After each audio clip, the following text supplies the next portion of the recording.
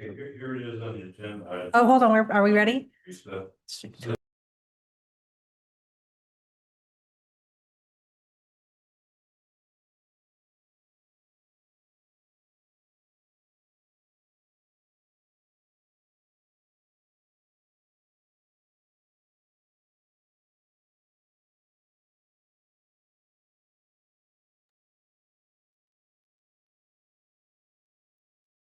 Ready. I'll call to order the Calaveras County Board of Supervisors, regular meeting, July 28th, 2026. Stacy, can you please read the closed session items?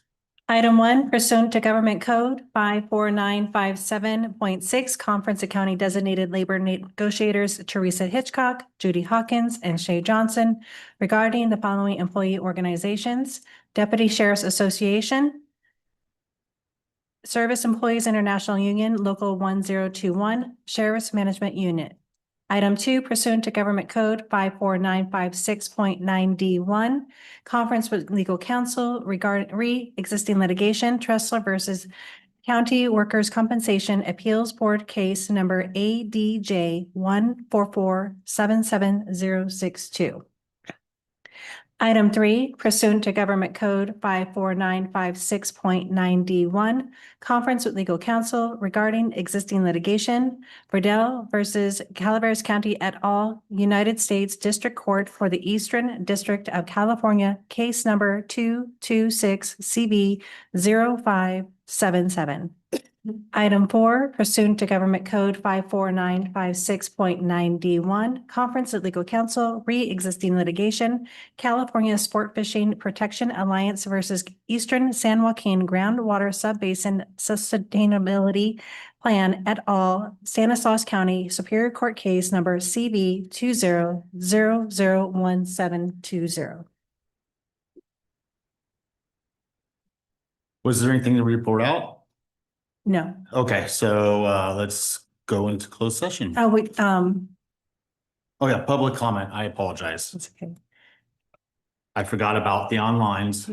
And we do not have any online public comment. Well, I lucked out this time. All right, we'll go into closed session. Thank you.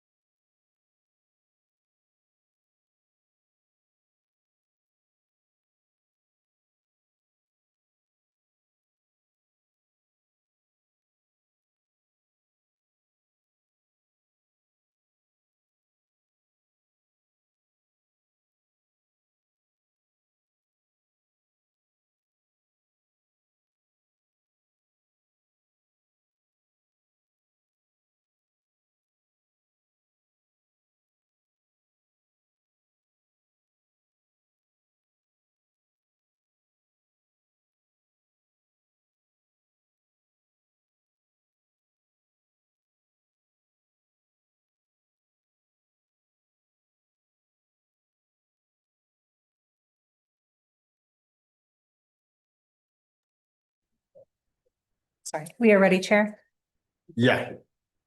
Welcome to the July 28th, 2026 regular meeting of the Calaveras County Board of Supervisors. Mark, can you lead us in the? Sure. Allegiance to the flag of the United States of America and to the republic which stands one nation under God, indivisible, with liberty and justice for all. Thank you. All right, Stacy, we have one item to report out from closed session. Just the SEIU one, there was no. I think we're just gonna go back into closed session. Okay. Since we didn't get through the whole closed session agenda, we'll Okay. go back at the My conclusion of the apologies. regular agenda and then we'll report out next meeting, I was- unless there's something that. I was gonna piecemeal it, but I've been corrected. So, Staff announcements, staff announcements. yes. Lisa, Okay. So today we have Dahlia. Dahlia is a spayed Labrador Retriever Australian Shepherd mix. She's about 7 years old and weighs about 62 pounds. She's a very loving pup and she's been through some things in her life so far. She came to us with her eyes both infected and a severe flea allergy. She likes her treats, as you can see. She has been receiving treatment for her eyes and the flea treatments for her skin and coat, and she is improving greatly and thriving. She has not let her previous neglect by humans, affect her affection with humans. And Dahlia has eyes that are very distinct. It's called heterochromia, where she has one blue eye and one brown eye. So Dahlia is excited to go out on morning walks. She's excited to meet people, sniff everything and everywhere. She does pull on the leash a little bit, and she's fairly strong, right, Shauna? So some leash training would be beneficial, especially if you have children in the home. She does get along with all dogs, male and female, when introduced, and she's ready to go home today. We suspect that she will be very easy to train, and as always, if you have another pup, a meet and greet is required before you can take her home. Please contact us at 754-6509. My next announcement, I'm very proud of our CCS staff, our partners focused, the Humane Society, and especially our volunteers. We received this award for the third year in a row, so 2023, 24, and 2025.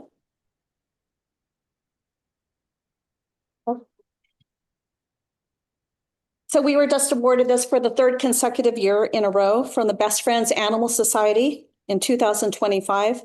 The Best Friends Animal Society is leading the National Animal Welfare Organization dedicated to ending euthanasia for dogs and cats in American shelters. They partner with over 6,000 shelters, rescue groups, and spay and neuter organizations across all 50 states. They were founded in 1984 and operate the nation's largest sanctuary for homeless animals in Utah. And it's amazing, that shelter that they have in Utah. This award represents dedication, caring, compassion, and commitment. And we'll read the letter that they sent to us. On behalf of Best Friends Animal Society, I'm thrilled to congratulate you and staff for achieving and maintaining a 90% save rate for the 2025 calendar year, which we also did in 2023 and 2024. This is an incredible achievement that shows you and staff and volunteers are leading the way to a goal of a no-kill nation, a goal that is closer now than ever. This award represents so much more than a number. It represents a culture of caring and compassion. It represents dedicated staff, committed volunteers, and motivated supporters. It represents innovative and thoughtful programming, and it represents extraordinary leadership, both within your organization and within our broader animal welfare movement. We are proud to honor your life-saving by sending you this special celebration plaque to display to you and your staff and volunteers and community who can share in this recognition of the hard work and dedication and success in saving dogs and cats' lives. Congratulations again. and for the leadership, dedication, community engagement, and commitment it takes for this incredible milestone.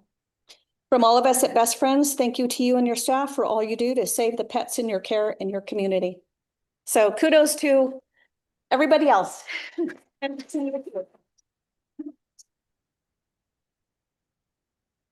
And with that, that is all I have. And I wanted to take a little picture with our board if we could, and we have 2 more plaques to display just real quick.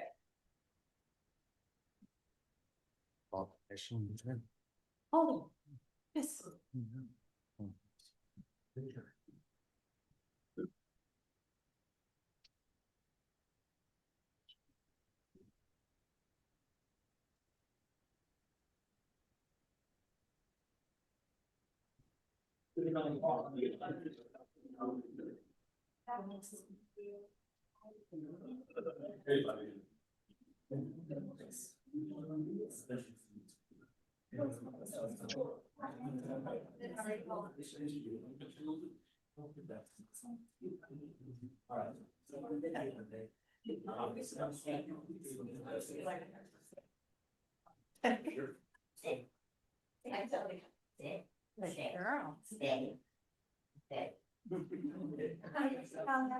right, 1, 2, 3, 2, and 1.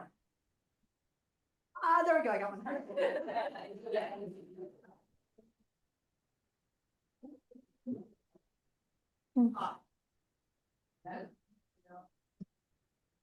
The rest of your day.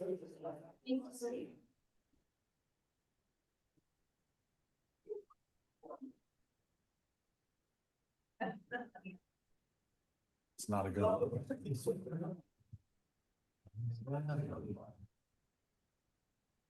Micah, you have something for us?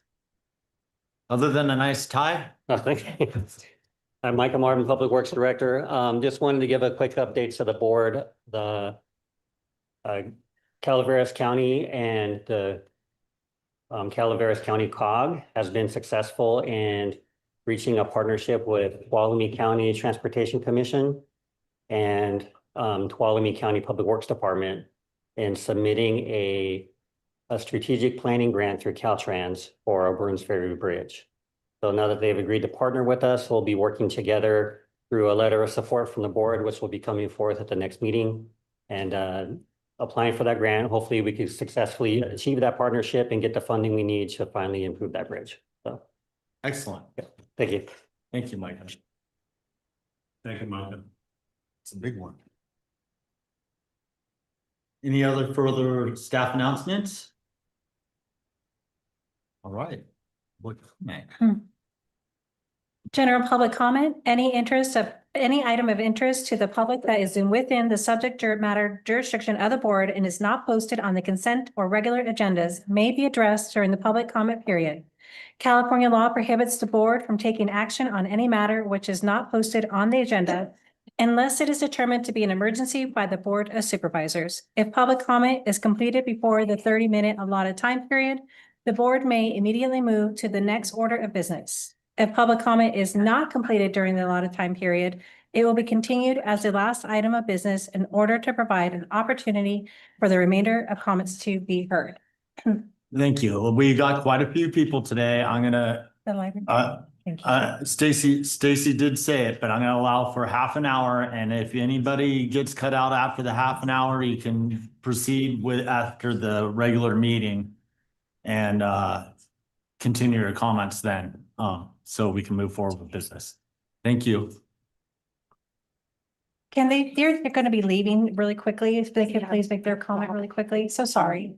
Complications, so we're gonna just back up real quick. Thank you. Fire, so Appreciate that. thank you so much. Yeah. Yeah. Okay. 3 minutes apiece, or five. Thank you. Good morning, members of the board, county partners and neighbors. My name is Robin Sutton and I'm the treasurer for the Murphy's Volunteer Library. Since 2021, our volunteer library board has envisioned a simple dream to transform our library's outdoor space into a safe area where our youngest readers can play and discover the magic of nature.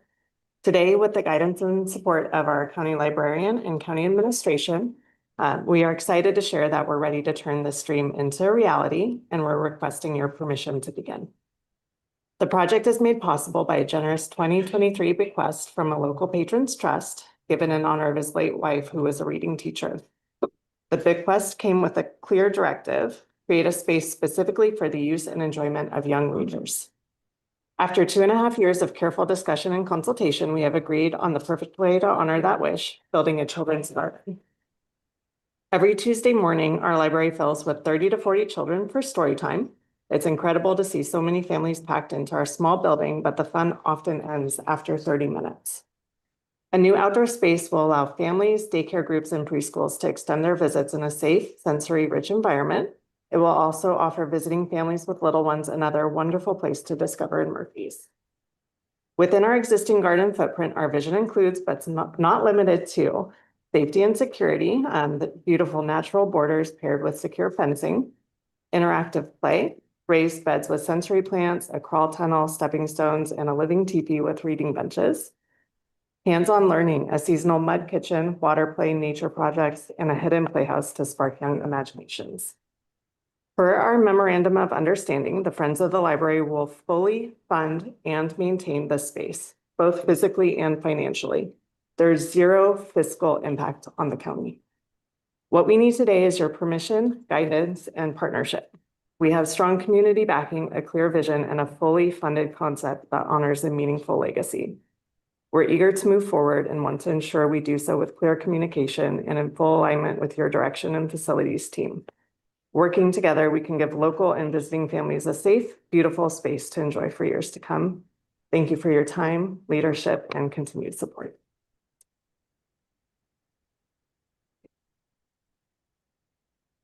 Hi, I'm Susan Sanchez, and I am with the Murphy's Library, and I'm current president. Thank you, members of the board and Ms. Hitchcock and fellow community members. Today, I'm going to talk about our libraries and the dedicated people who run them and the living, breathing heartbeat of Calaveras County. But the budget before you today threatens this to quiet it. You are caring county leaders, and you are already known the value of our libraries. I'm here today to stand up for the essential infrastructure that keeps the system moving, literally. I'm speaking about the drivers. The bookmobile and the intra-county courier drivers are the wheels of our library system. If you cut these two part-time positions, who will suffer? For starters, the seniors, who are about the most vulnerable residents in this district. For many of them, the bookmobile is a vital lifeline. I look closely at senior populations across the district. The residents are underserved, or not just by income, but by reliable transportation, physical mobility, mental health, and safety concerns. Here are some statistics from 3 of our districts. District 1, the Rancho Calaveras, almost 18% of the residents are seniors. I'm sorry. We don't have. Almost 18% of the residents are seniors, with over 13% considered underserved. Currently, the bookmobile supports this area twice a month. District 2, 30% of the residents are seniors and 11% are underserved. Now that West Point has closed its library, patrons who have the means can travel 16 miles to McCallamy Hill to check out a book. The bookmobile serves this area once a month when it is running. District 3, the Dorrington and Camp Connell area, it is 45% of the population are seniors, the highest concentration in the county. And as independent as they are, they face significant geographic, logistical, and weather-related challenges. The bookmobile serves this area twice a month. I think you get my picture. You serve the citizens with equity, dignity, and consistency. Recent California state budget cuts have stripped $131 million in library infrastructure, dismantling the population state programs like Zip Books and Link Plus. Libraries are the one single best investment a society can make in its people. When a community struggles financially, libraries are often among the most first to cut, yet they are frequently the first point of contact for critical needs in a county. You cannot afford to slash the modest funding requested to keep these systems going. Thank you so much for your time. Can you hold on just a moment? I'm not with you guys. Thank you very much. Jamie, can you do me a favor? The shade on the second window, can you pull it down? I'm getting right dead in the eye with the necklace this lady's wearing and the sun's right on it. It's just blinding me. Thank you. Misunderstood what you're talking about. Yeah. Good morning. Another few minutes on this. What? Okay, I heard you. Okay, thank you so much. Okay, good morning, supervisors. Super El Nino is coming. My name is Pat Gutman and I live near McCollum Hill. I'm speaking today to encourage you to reconsider your proposed budget cuts and to fully fund the local fire districts with their past percentage of TOT revenue and other available funds. Weather experts at the National Oceanic and Atmospheric Association, NOAA, have put the nation on alert that over 100 fires that burned in Oregon recently are not an isolated event. We're experiencing a super El Nino event that will make our summer temperatures even hotter and our summer wildfires even more serious. In winter, we can expect more intense rain events, flooding. I know that some of you may be skeptical about expert predictions of weather events, but I know my Bible stories, and when Noah says a flood is coming, well, then it gets my attention. The good news is regular people all over Calaveras County are doing our part to prepare for those potential disasters. We're clearing out defensible space. We are putting erosion control on slopes. We are preparing for power outages, stocking up on our pantries, packing our evacuation go bags, clearing the clogs out of culverts, and even getting recertified in CPR and first aid. But we cannot face these potential disasters alone. We need our firefighters, our paramedics, our water rescuers, and our evacuation centers to be staffed and supplied to address these emergencies as they arise. This is not the year to cut operating budgets of firefighters and paramedics. The state of California is making Proposition 4 funding available this year to prepare for extreme heat, wildfires, and flooding. There are even funds set aside for disadvantaged communities like our own. Please work with the county CEO and the local fire districts to secure these funds for Calaveras County immediately. Use all the funding, including state and local TOT taxes, to prepare for catastrophic floods or fire. In conclusion, a super El Nino is coming. The life saved may be your own.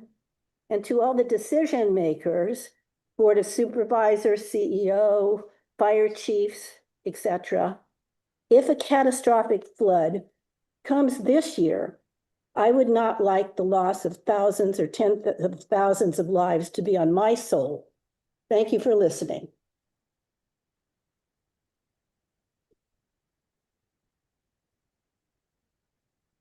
Good morning, supervisors.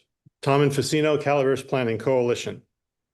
I thank Pat Gutman for her inspiring message of community action and hope. My message will not be as uplifting. First, the results of the 2015 Butte Fire. In 2015, the Butte Fire burned over 70,000 acres, destroyed over 500 homes, and took 2 lives. Most of that damage was in Calaveras County. In the process, we learned that our firefighters were not prepared to wirelessly communicate in the tight confines of the McCollum River Canyon. We learned that mutual aid from other locations can be slow in coming. We learned that unmaintained fuel breaks are very hard to clear when a fire is burning down on you. We found that outdated electrical utilities, unmaintained defensible space, combined with unpermitted and non-code compliant structures, increase the difficulty of fighting wildfires. We found out that despite all of those major challenges, our brave firefighters continued to risk their lives for us. Finally, we found out that when you are really feeling it, you can find the material to make a thank you firefighter sign from almost anything. Second, and I hope you're listening, the results of the 2016 supervisorial election after the Butte fire. 3 supervisor seats were up for election. 2 incumbent supervisors saw the handwriting on the wall and didn't even bother to run. Incumbent Cliff Edson ran and lost to Gary Toffanelli. The moral to this story is that if you bungle a disaster, you don't get reelected. If this year you cut the fire district's revenues in the face of a pending disaster and the disaster harms our communities, you will be held accountable at the ballot box. If you care about your political future, I strongly encourage you to restore to the fire districts their past 25% share of transient occupancy tax revenue and to restore the remainder of their funding from other available sources. Thank you.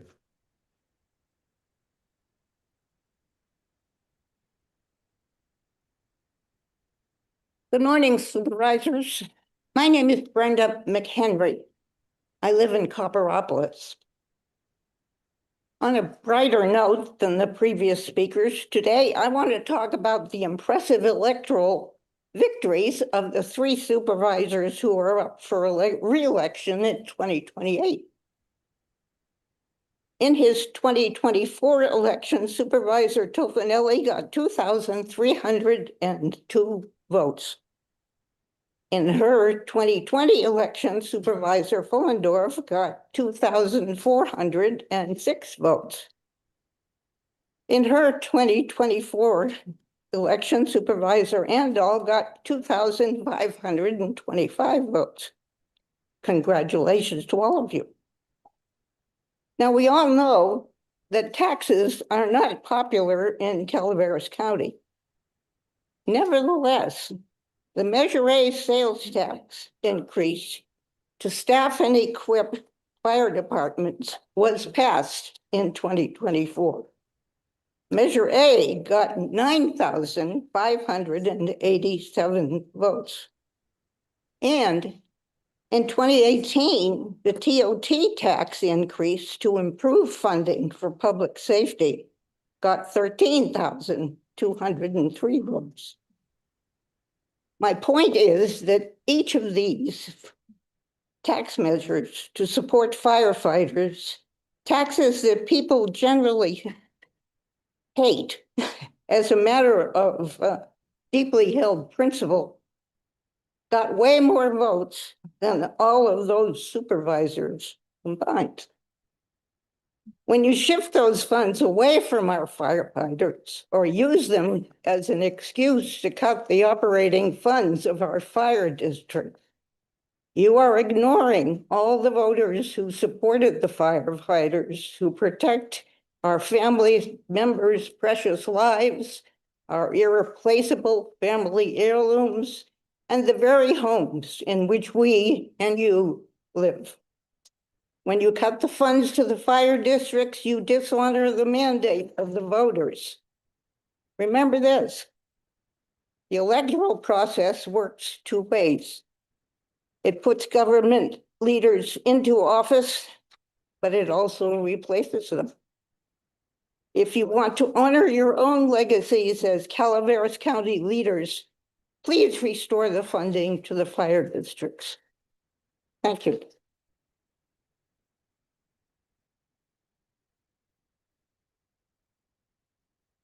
Good morning. I'm Marty Crane. I live in Valley Springs, Rancho Calaveras. Lots of talk about fires and floods. Fires and floods are really important. But according to the grand jury report this year, most of the calls for assistance from our fire districts, 70 to 90%, are actually requests for medical and accident assistance. That's not surprising. According to census data, the median age of our population in Calaveras County is 53 years old. And we mature people need emergency medical assist or accident assistance from time to time. The other thing that mature people do from time to time is vote in elections for their supervisor. If you want to get reelected, then you will need the votes of lots of us mature voters. And can we just please refer to us as well-seasoned? Face it, we've lived through and experienced a lot over the years, and we've been trying to share what we've learned. The other thing that mature people do is talk to each other face to face. We are not as attached to our screens as the youth. When we talk, we find out about how long it took to get a response to a medical call, how many paramedics responded, and how well they provided help. If people are seriously harmed or die because of your fire district revenue cuts, then mature, well-seasoned people will spread the word. If you want to move information far, wide, and fast in Calaveras County, you have three choices. You can send a text if you have the bars, send an email if you have working Wi-Fi, or simply tell a senior. Also, good luck trying to get reelected without the support of our well-respected firefighters. We passed Measure A specifically because our fire departments were embarrassingly and frighteningly underfunded. Please give them back their money. Thank you.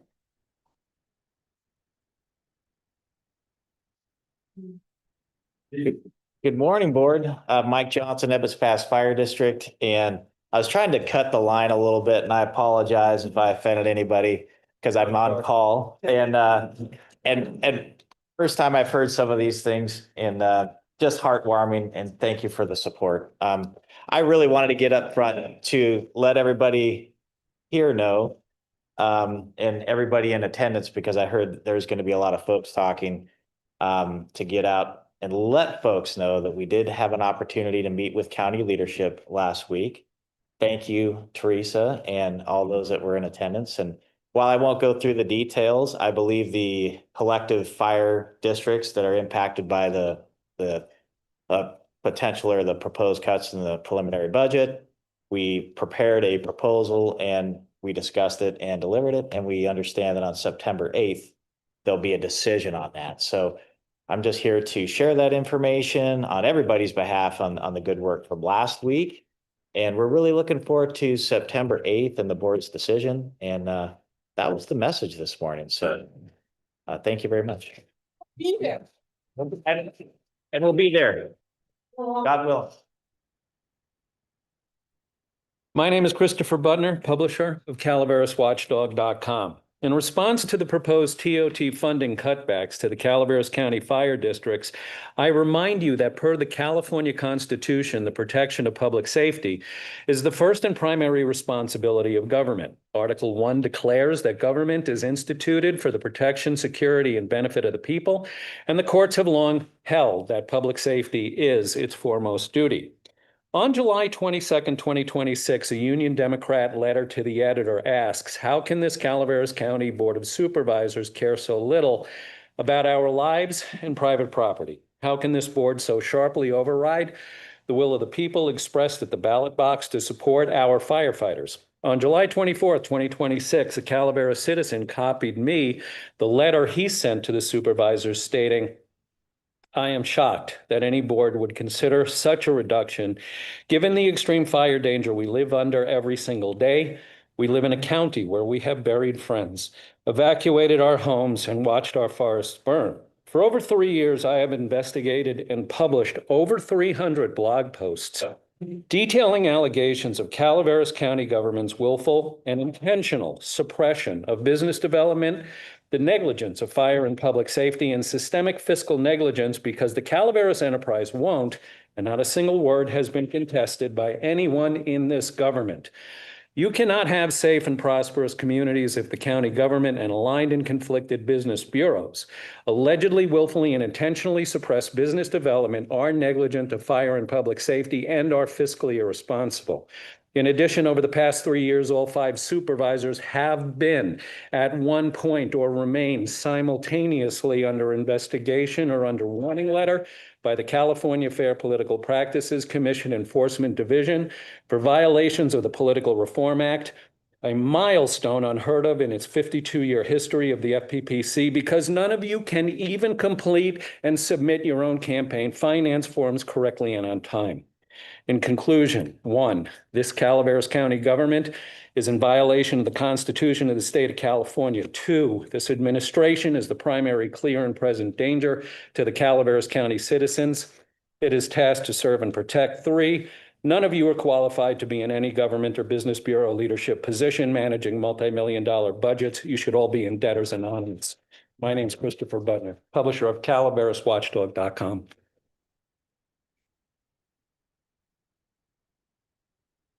Good morning. My name is Peggy Flynn. I live in Railroad Flat. 5 weeks ago, 4 of you cut fire district funding from $662,500 down to $132,000. $529,935 gone, 80%. Fire was the only category cut. Sheriff flat, roads up, Visitors Bureau untouched, Chamber untouched, and what remains labeled fire, $367,000, pays the county's own CAL FIRE dispatch bill. And you buried it on the consent agenda. Item 15, no staff presentation, no public hearing, no fire chief invited to testify, no separate public comment window on the specific item. You structurally silenced every resident and every fire district from speaking on the record about the largest cut to fire funding in this county's history. That was not an accident, that was a choice. The Visitors Bureau, run by Supervisor Huberty, has taken $2.76 million in taxpayer grants over 6 years. In return, Calaveras lost 420 tourism jobs between 2022 and 2025, and tourism tax receipts fell from 9 million to 7.5 million. Tuolumne grew, Mariposa grew. Calaveras was the only motherlode county that shrank. Premium price for measurable failure. The roll call pulled from the signed resolution because you still haven't published the minutes. Ayes Tofinelli, Andal, Huberty, and Vice Chair Follendorf. Absent Chair Stopper. The chair of this board was absent from the largest firefighting funding cut in county history. And it's not just June 23rd. Half of your 2026 meeting minutes since mid-April remain unpublished. You were voting in the dark and hiding the record. And conflicts of interest on the CVB item that same day, Supervisor Huberty abstained because in January 23, the FPPC told him in writing he may not participate in any CVB matter, regardless of whether he has recused himself. 17 months later, he sat right there in this room. Supervisor Andal, your husband is a CAL FIRE captain, and you voted yes on routing $367,000 fire district dollars into CAL FIRE contracts. In December, you gave yourselves an automatic pay raise while cutting fire 80%. Put it in perspective. The median Calaveras worker earns $42,000. 13% of this county lives in poverty, and your total compensation averages 2.5 times your neighbors. Supervisors, Huberty public compensation totals $182,000. Chair Stopper's $242, nearly 6 times a working resident. The fire money you took equals 12.5 full-time jobs at the county median. Chair Stopper, you finished 3rd in the June primary. Voters have already fired you. You have an open FPPC non-filer case and face CCWD allegations you falsified records, absent March 10th, absent March 24th, absent June 23rd for a vote that gutted our fire districts. The chair of this board absent from the most consequential vote of the year, dereliction of duty at a 6-figure salary. Reverse the June resolution, publish the minutes. July 9th was the hearing for this. All supervisors were present, so all 5 of us voted to go that route. The consent agenda on the 23rd was followed through. I'm gonna bring forward a item at the next meeting, and we'll discuss the facts about everything that was said, because I hear a lot of misinterpretation of what is actually happening and doubling of numbers one way or the other that are far off. So we'll get to the facts in an agenda item, and I will not speak to an individual statement right now.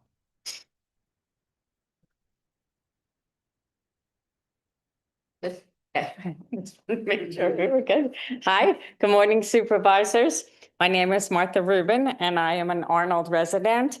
I coordinate the annual Firewise Preparedness and Educational event held each May, and I am also part of the team producing the Calaveras County Firewise Festival, which will be held on October 17th at Ironstone Winery. Wildfire preparedness is not just something I volunteer for, it's something that I live every day. And that's why I'm here today. I respectfully ask that you reconsider the budget cuts to our non-fire districts and restore the funding that they need to protect our communities. Each district will be losing about $90,000, and they only will receive $14,000. Our fire districts don't work in isolation. They respond together, train together, and support one another throughout Calaveras County and beyond.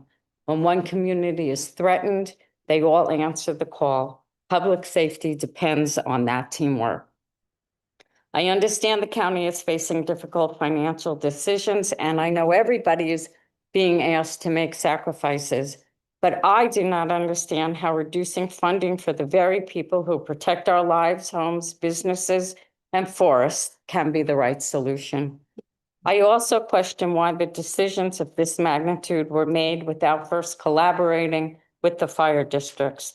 They are the experts. They understand what it takes to keep the firefighters trained, equipment maintained, and emergency response ready. As we work through the county's financial challenges, I encourage you to think beyond cuts alone. We should aggressively be pursuing state and federal grants and every available funding opportunity to support essential public safety services. Investing in a grant writing resources could help bring outside dollars to our county rather than asking the fire districts to do more with less. Calaveras County remains a high risk for wildfire. Insurance premiums continue to climb. We do not have a defined fire season. The smoke in our skies is a reminder that wildfire is a year-round reality. Please restore the funding to our fire districts so that they can continue protecting every resident of Calaveras County with adequate staffing, reliable equipment, and resources to respond to the next emergency. When the next wildfire does start, none of us will be asking how much we saved in the budget. We will be asking whether our firefighters had the people, equipment, and resources they needed to protect our communities.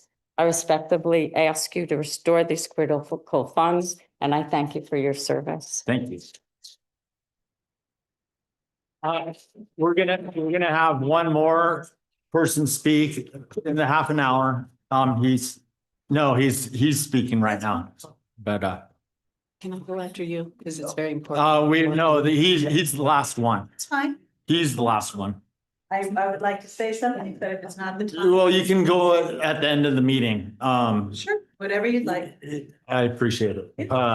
And also at the end of the meeting, there'll be some board suggestions, so pay attention, and I invite everyone to come back during the next meeting to see the presentation on the budget. Do you want to slow it down? Yes. I'm going to cede a few minutes or a couple of seconds over Thank you. for a comment. Okay. Absolutely. Thank you. So my name is Gina Dorst. My husband is Mark Dorst. I live at 929 O'Burns Ferry Road in Copperopolis, California. One of the beautiful places I've ever seen. 2 years ago, the Arroyo Fire, I call it the Hellfire, came to my property. We own 20 acres of the hill that you see in Copperopolis. You see probably a big green barn. It's where we live, across from Matt's. If you live in Copperopolis, know exactly where that is. I miss Matt's, actually, the burgers. Probably the fire department does too. I have a newfound respect for what these firefighters go through. I watch them, and I'm actually on Nextdoor. If you'd like to take a look on Copperopolis Nextdoor, I have videos of what they do. They saved our property. They saved my horses, my dogs, and my cats, and myself. I was there alone by myself because my husband had to work down in the peninsula. God bless his soul. He was scared as can be because I was up there by myself, but I was not going to leave my property. It's my home. I've been there for 8 years. I guess I'm considered city folk because I'm from the Bay Area. My husband has owned property across the way called Copper Canyon with his partner for 40 years. And he turned me on to this beautiful, beautiful place. I never heard of it. We fell in love here. So I'm here today as a story of the value of the firefighters and the first response team, and the fact that you want to take monies away from them eats my soul, to be honest. I have never seen people work so hard in my life. Our hill is like this. And I've just read, it's 40 to 50 pounds, sometimes 70 pounds of equipment they put on. Try doing that. And they took these huge pipes, or I'm sorry, the hoses, and they were going straight up the hill like it was nothing. It was incredible to watch. And again, the video's on next door at Copperopolis. They saved me, not once, 3 times, because it happened before, 2 years before, and I was alone again. Again, my husband has to work. And so we switch off. Last October, 2025, my heart stopped. My husband found me in the garage. I'd been working out, and yeah, we all know the heat here, don't we? And I'm not sure who saved my life. He might be in the room, he might not. But he found me sitting up. I remember Oh, you are. Time's up. Okay, interesting. Anyway, Interesting, 3 minutes. yeah, they saved my life. That's all I want to say. Thank you for your time. So Chair Stopper, I did just want, I know we're moving on. This has been 30 minutes. We did start at 9:17. It is now 9:48. So we have done the 30 minutes. Right. I do want to let the people that are online, if they have public comment, to stay towards the end of the meeting. And that, like you said, it will be resuming at the end of the session. Right. Okay. But just online, just so you're aware, you'll have to come back or stay on. We can afford 3 more minutes. Yes. So while we. Now need to sit down. You're out of order. We don't just have him. There were more people and there's people online also. Short agenda. You can afford. I know, and it'll be short and you can be here afterwards. Done that before, and it's hours later. Yeah. Let him go. Mr. Stopper, please let people. We have a consent agenda. We may have something pulled and we have one regular item. Please, I'm gonna hold to it because I've held people to it before. I've had people complain about me holding them to it before. I'm gonna stick to the same thing. So, sir, we will not be 3 hours later. It's okay. So you can do better. You can do better. I will. You can do better about like accepting the way the. This is important. Chair Stopper. Also important. We've all come a long way, so we. Yes. All our minutes. Okay, you know what? This man go. Yes. He was nice enough to let her. Consent agenda. Okay. Consent agenda. Consent agenda items are expected to be routine and non-controversial. They will be acted upon by the board at one time without discussion. Any board member, staff member, or interested party may request a removal of an item from the consent agenda for later discussion. Rest of you don't speak up, business don't. Yeah. I would like to pull item number 33. It'll be a few minutes. Short, not even 3. No, I mean, we're in consent agenda right now. My board clerk moved forward. So The you're saying public, I can't speak is what you're saying? you can speak in a little bit. We'll be done with the agenda item here, so I appreciate that. Thank you. we won't be that long. All right, is there anybody from the public that would like to pull item? You pulled 3? I pulled 33. 33, I'm sorry. And I'm sorry, Martin, was there anything else other than? No, just 33. Thank you. Anybody else like to pull an item? From consent? Online. Staff? Online? If you would like to pull an item from consent online, please raise your hand. What's the delay? We'll give it 30. We have no online requests. Okay. I'll consider a motion on the remainder. Move. Moved by Supervisor Allendorf, second by Supervisor Hubbard. All those in favor? Aye. Passes on a 5-0 vote of the board. Item 33. Micah, Item can 30. you just walk me through this? I'm not trying to stir it up. I understand we need to close this out, but I just am curious since we have closed it out, can you just walk me through?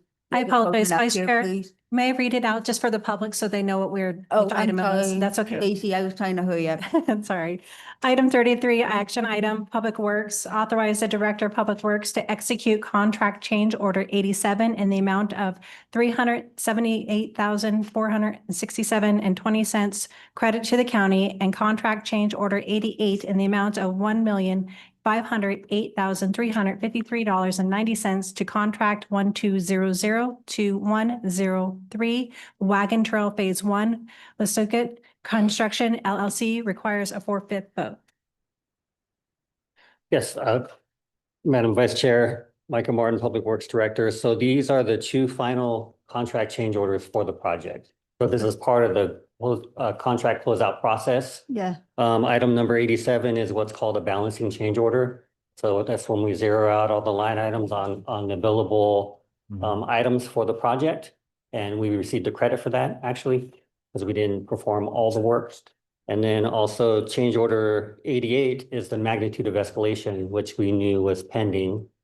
We had to reach substantial completion of the construction work in order to know what that number is. Okay. Now that the construction has completed, we received that number, evaluated it, and found that it's valid and would like to pay that moving forward. These will be the last two pay items for the project.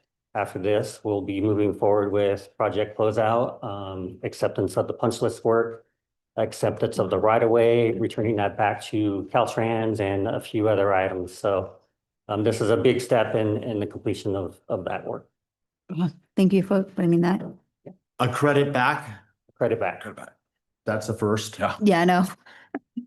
So, I appreciate seeing that for the last time. Yeah. I actually pulled the item as well, just for the same exact reasons. And so that is it. It's actually, the SUCIP was actually less than we anticipated then. Yes. The final closeout. So that was good as well. Yeah. So thank you very much. And do we know anything about phase 2? Phase 2 is in the works. Caltrans is working on right-of-way negotiations right now.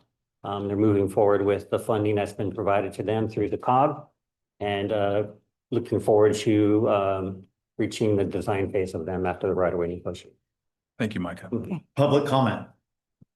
Would anybody like to comment on this item? Online? Again, if you are online, would like to make a comment on this item, please raise your hand. We do not have any online public comment. Thank you, Stacy. I'll entertain a motion. Move. Second. Moved by Fullendorf, second by Hubbardy. All those in favor? Aye. Any against? You said it quietly, Gary. I want to make sure that you get your vote in. Was it the aye? Aye. Okay. Thank you, sir. 5-0 vote of the board. We'll move on to the regular agenda. Item 34, informational item, Public Works, receive a presentation on the draft Safe Streets and Roads for All SS4A Calaveras County Comprehensive Safety Action Plan and provide direction. Good morning, board. I'm Michael Martin again, your Public Works Director. I also have here with me Lori Dodge, who's one of our Public Works Project Analysts. This is a comprehensive safety action plan. We've been working on this for a number of months, and we finally reached the draft phase of the plan. But with us today are going to be our consultants from TJKM Engineering.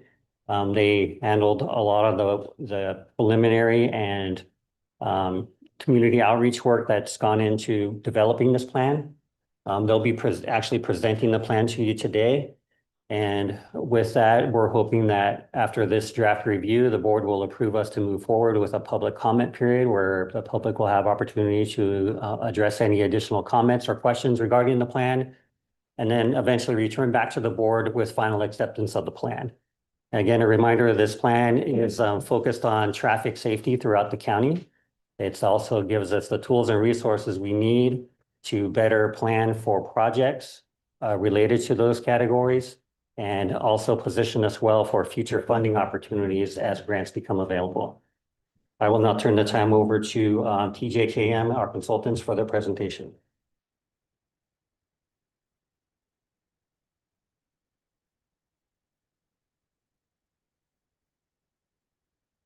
And while they're getting ready, I just want to acknowledge Lori and her effort. She has really kind of taken the lead on all the public outreach and communication and coordinating the meetings with the public in the various districts. Although Public Works is presenting this item, it's a county-wide effort. So we have multiple departments within the county who have participated and contributed to this effort, who will also have some responsibility in fulfilling the obligations in the plan. And We've got you some could other. share a little more on that. Absolutely. So we've got a lot of great support and affiliation with CHP and the Sheriff's Office, the Health Department, OES, planning.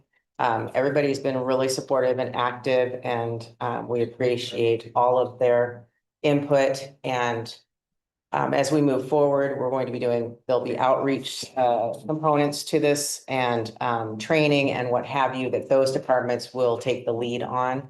And once we have the CSAP through this process today, we do have it available online for the public so that they can read through it and address their comments. And hopefully then we can move forward and get this adopted so that we can go out for many more grants. We've got HSIP grants that are coming up that we would love to have this available for. Thanks. We'll turn the time over to our engineering team. It's on. Oh, thank you. Thank you, everyone. Good morning. Thank you for your time. I think I've seen a couple of you attend our meetings, so thank you to be a part of this project. It is an important project for the county, as you know. I'm just going to skip the next slide of introduction. But anyway, I am Ruta Jariwala. I'm with TJKM and I'm the proposed project manager on this project, and was supported by Rutvij Patel, goes by Ruby. We also had another firm, GHD, who helped us with outreach process. And that's how we were able to reach out to the community and have multiple meetings within the districts to kind of introduce the project. What is this project about and how would it help county overall? Just a quick agenda for today's presentation. We want to again go through what is a comprehensive safety action plan, what it means, what was the process that entailed into it. We do have a draft comprehensive safety action plan report for everyone to review, and then open it up for discussions and questions. What is a comprehensive safety action plan? A comprehensive safety action plan really focuses on safety for all modes of transportation. It prioritizes human life over speed, convenience, or even design decisions that we make for our infrastructure. For us, safety comes first. That is what the comprehensive safety plan really entails. It recognizes that traffic deaths and severe injuries are preventable. We do need to account for human error while we design our roadways. We want to promote slower speed, expand safe transportation options like walking, biking, motorcyclists, or e-bikes nowadays, or e-scooters. Make sure that roadway safety is equitable and data-driven. And we do use two-pronged approach, which is a proactive approach as well as reactive approach. Proactive approach is more of listening to the community and embedding that into the reactive approach, which is more like looking into the data. What does the data say? Learning out of the data that we have, especially with respect to the collision analysis and the existing conditions that are out there. Aligning the transportation and land use policies within this plan, so making a more of a holistic report. Implement proven and innovative strategies, what have worked for us, what have worked for others, bringing those innovative strategies to our county and seeing if they work for us or not. And then ultimate goal is to eliminate all traffic-related fatalities and serious injuries. I generally call it KSI, killed and serious injuries or severe injuries. Killed is just a little harsh word, so like to say KSI or fatal. So the process to develop this particular plan, we had a kickoff meeting in April of 2025. We collected data for 5 years from 2020 to 2024, which is the collision data. Studied that data, dived into the trend and needs analysis, identified the high-risk network, which did identify 10 corridors that were on high injury network based on the total number of KSI collisions that we saw. developed a safety countermeasure toolkit that could be used not only for this plan but for the coming years, integrated that in prioritized improvements. We developed a draft plan, and once we get consensus from you, we will roll that into a final plan. But throughout the process, as you can see, we have involved the stakeholders as well as community to make sure that we do incorporate their comments as well. Again, this plan is very, very important to go after funding resources that are out there. It is kind of a prereq for a lot of these funding mechanisms. So we do need to have this plan approved by the board before we could go after those funding mechanisms. And SS4A does have certain criteria that we need to meet. And our draft plan is actually laid out following those criteria. So as you can see, chapter 1 is introduction, 2 would be leadership commitment and goal settings. I would get into details of these in my next preceding slides. Chapter 3 will be talking about planning structure, our strategy framework for CSAP, safety analysis for the entire county. Is in chapter 4. It is also done district-wise. So just in case if you are interested in seeing what is happening in your own district, you could go ahead and do that too. Chapter 5 is all about engagement and collaboration, which is our proactive approach. We also looked into the policy and process changes that county might need. So we do have a chapter for that. We have looked at your current policies and made some recommendations on that. Chapter 7 is one of the most important one, I would say, because it has the strategies and project selections, the recommendations of safety projects that we are proposing. Chapter 8 is about progress and transparency.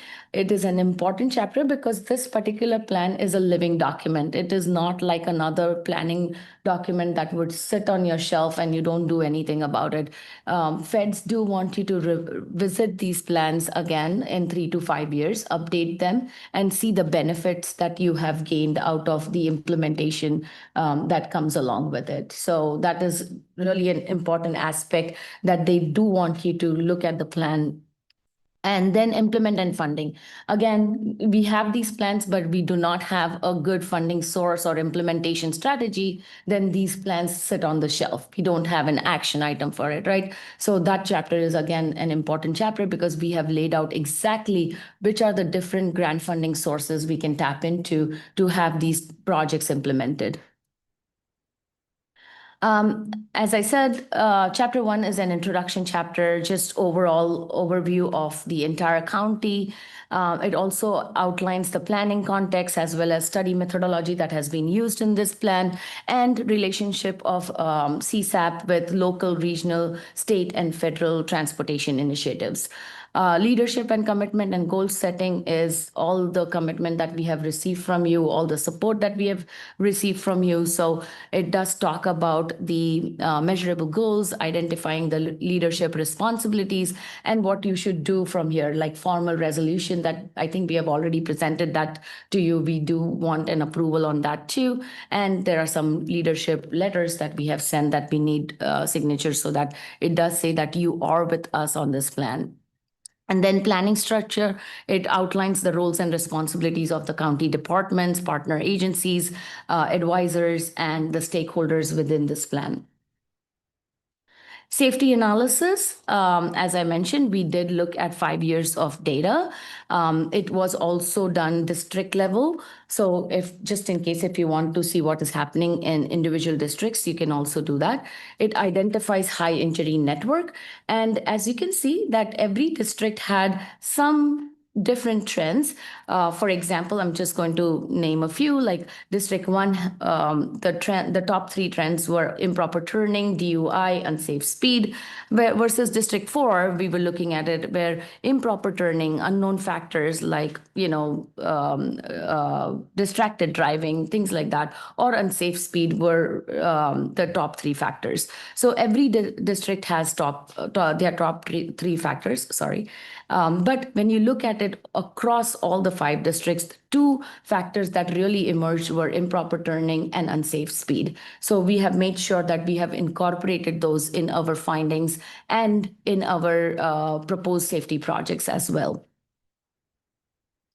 Could I Yeah. stop you for a second? Yes, sure. I just want to make sure, if it would be great if there was a glossary for all the acronyms, but ROW obviously stands for right of way violations. Correct. I want everybody to know that. Yes, and the report does have that on I the missed it. 4th or the 5th page. Okay, thank you.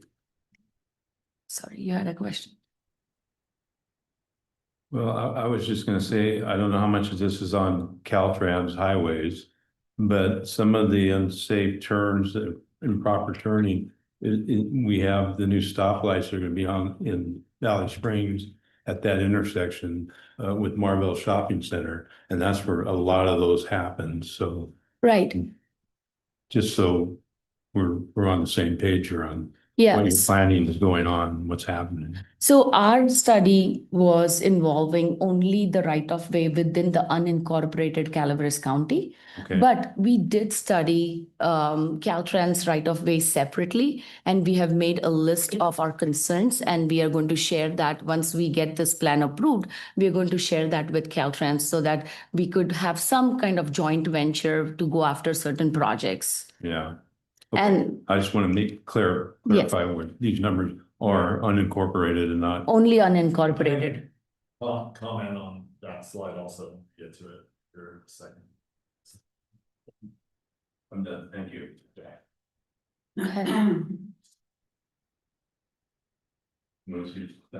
No, I have to read mine. Oh, go ahead. Oh, good, okay. I'm waiting for the slide he was referring to. Oh, this one. Oh. Before or I just after? missed it. I just missed it. So go back to the last slide, please. Yes. Oh, thank you. No, had to reload the whole agenda, so it's still doing it. I might have lost it, so. But I was looking at page 333 or 1,333, the last 3 digits, it was on the total chapter 4, the total report on all the streets and everything. There's a lot of stuff on Garner and Olive Orchard that didn't put it up on the top of the list. A lot of those center around Highway 26. We've discussed this for years. I continue to bring it up. It should be at the top of the list because we voted multiple times to put it on top of the list, Micah. Nope. It's time for me to put it on top of the list. The board majority has agreed to put it on top of the list. So I understand what their study and their dots say on the map, but Olive Orchard, 26, and Garner are a priority.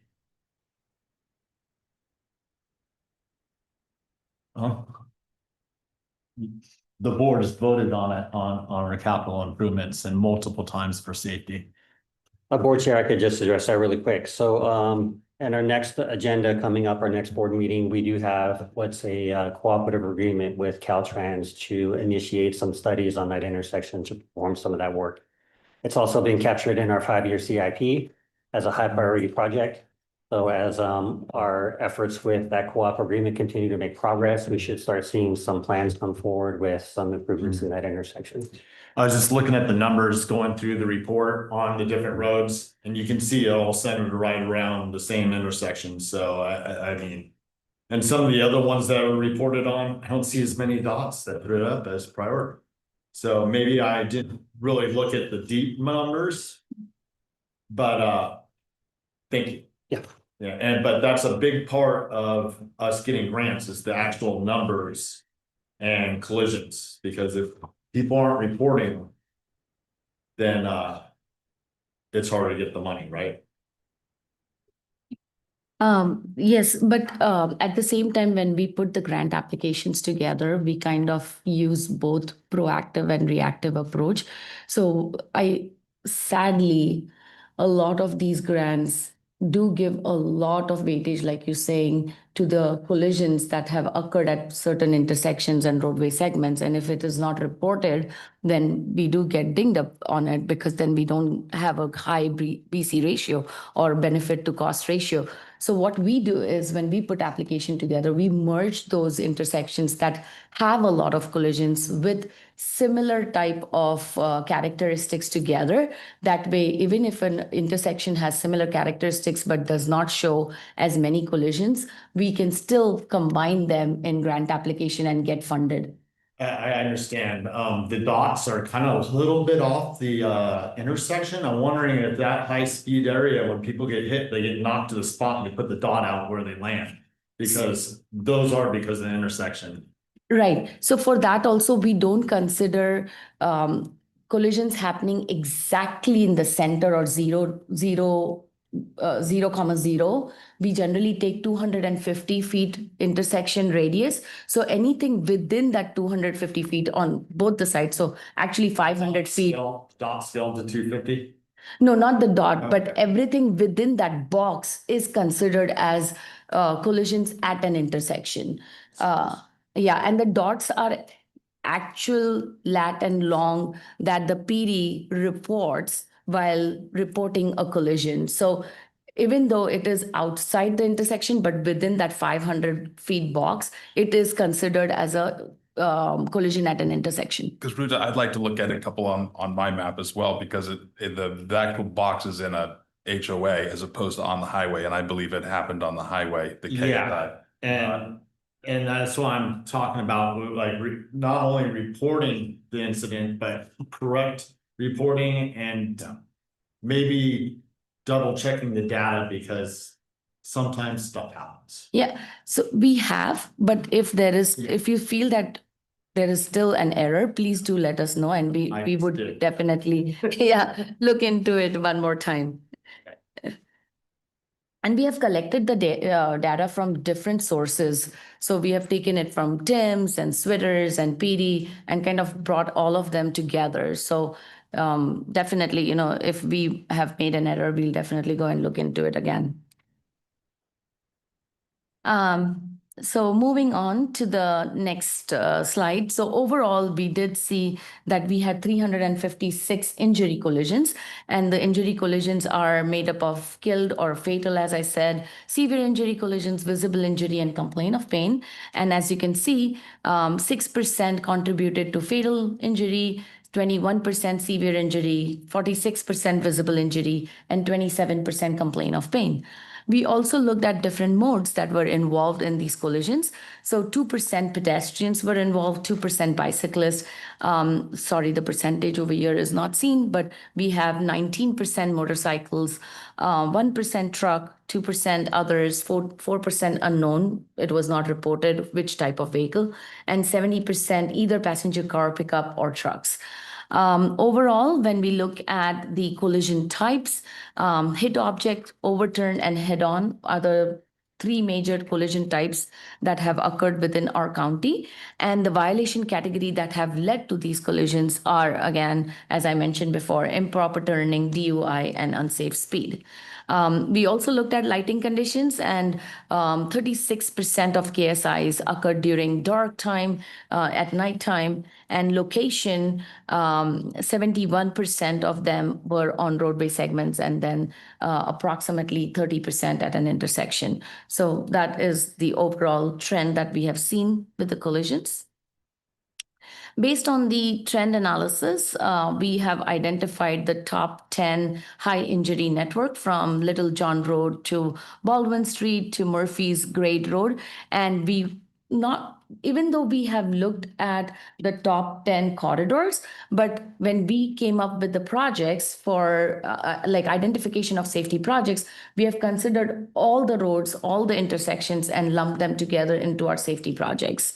And the profiles that really stood out when we looked into the trends are hit objects, improper turning, nighttime collisions, DUI, overturning of vehicles, unsafe speed, motorcycle collisions quite a bit, and then riding on the wrong side of the road. Also, you have marked here for the bike safe pedestrians collisions and safe routes for bicycles and everything. And those are both marked on the same intersection I brought up before. Okay. And there's major touring events that go all the way around the Tri-Lake area down in District 1 and District 5. And a lot of bicyclists go that same route that I was bringing up earlier. Okay. And we do have a bicycle collision there, it's showing. Or near there.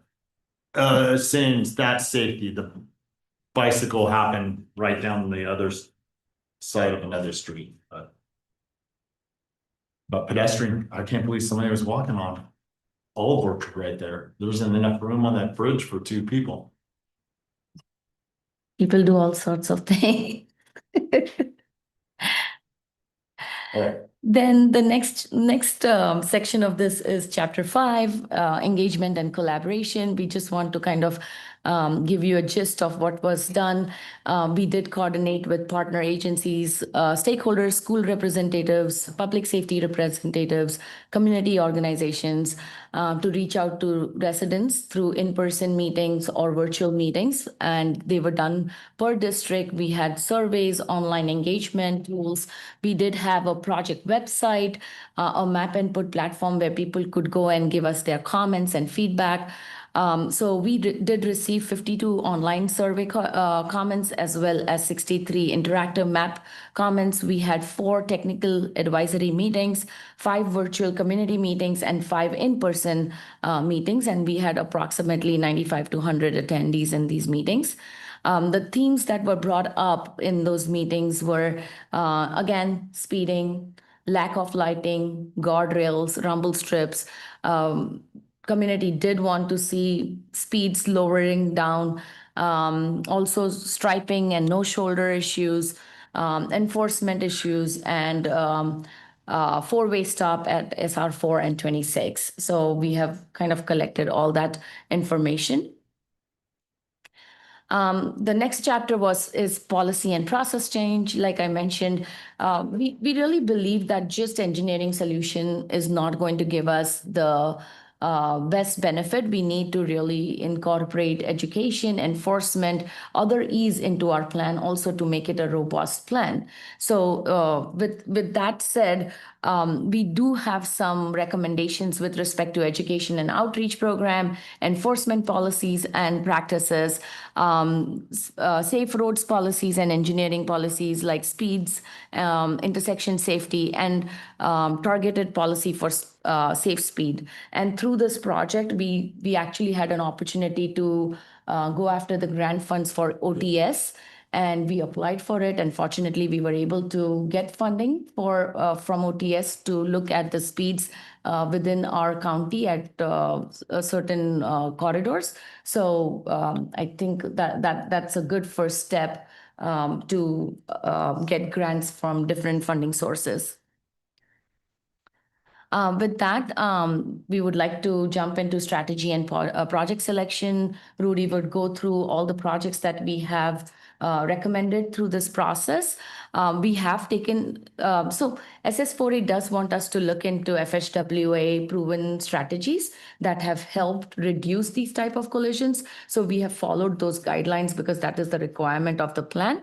But along with that, if there were any other recommendations, we have gone ahead and made those recommendations too. So we have kind of balanced our safety project recommendations from both the aspects, what has worked for the county previously, what is new out there, and the FHWA proven countermeasure toolbox that we have used. With that, I would like to pass it on to Rudy. You can just press next.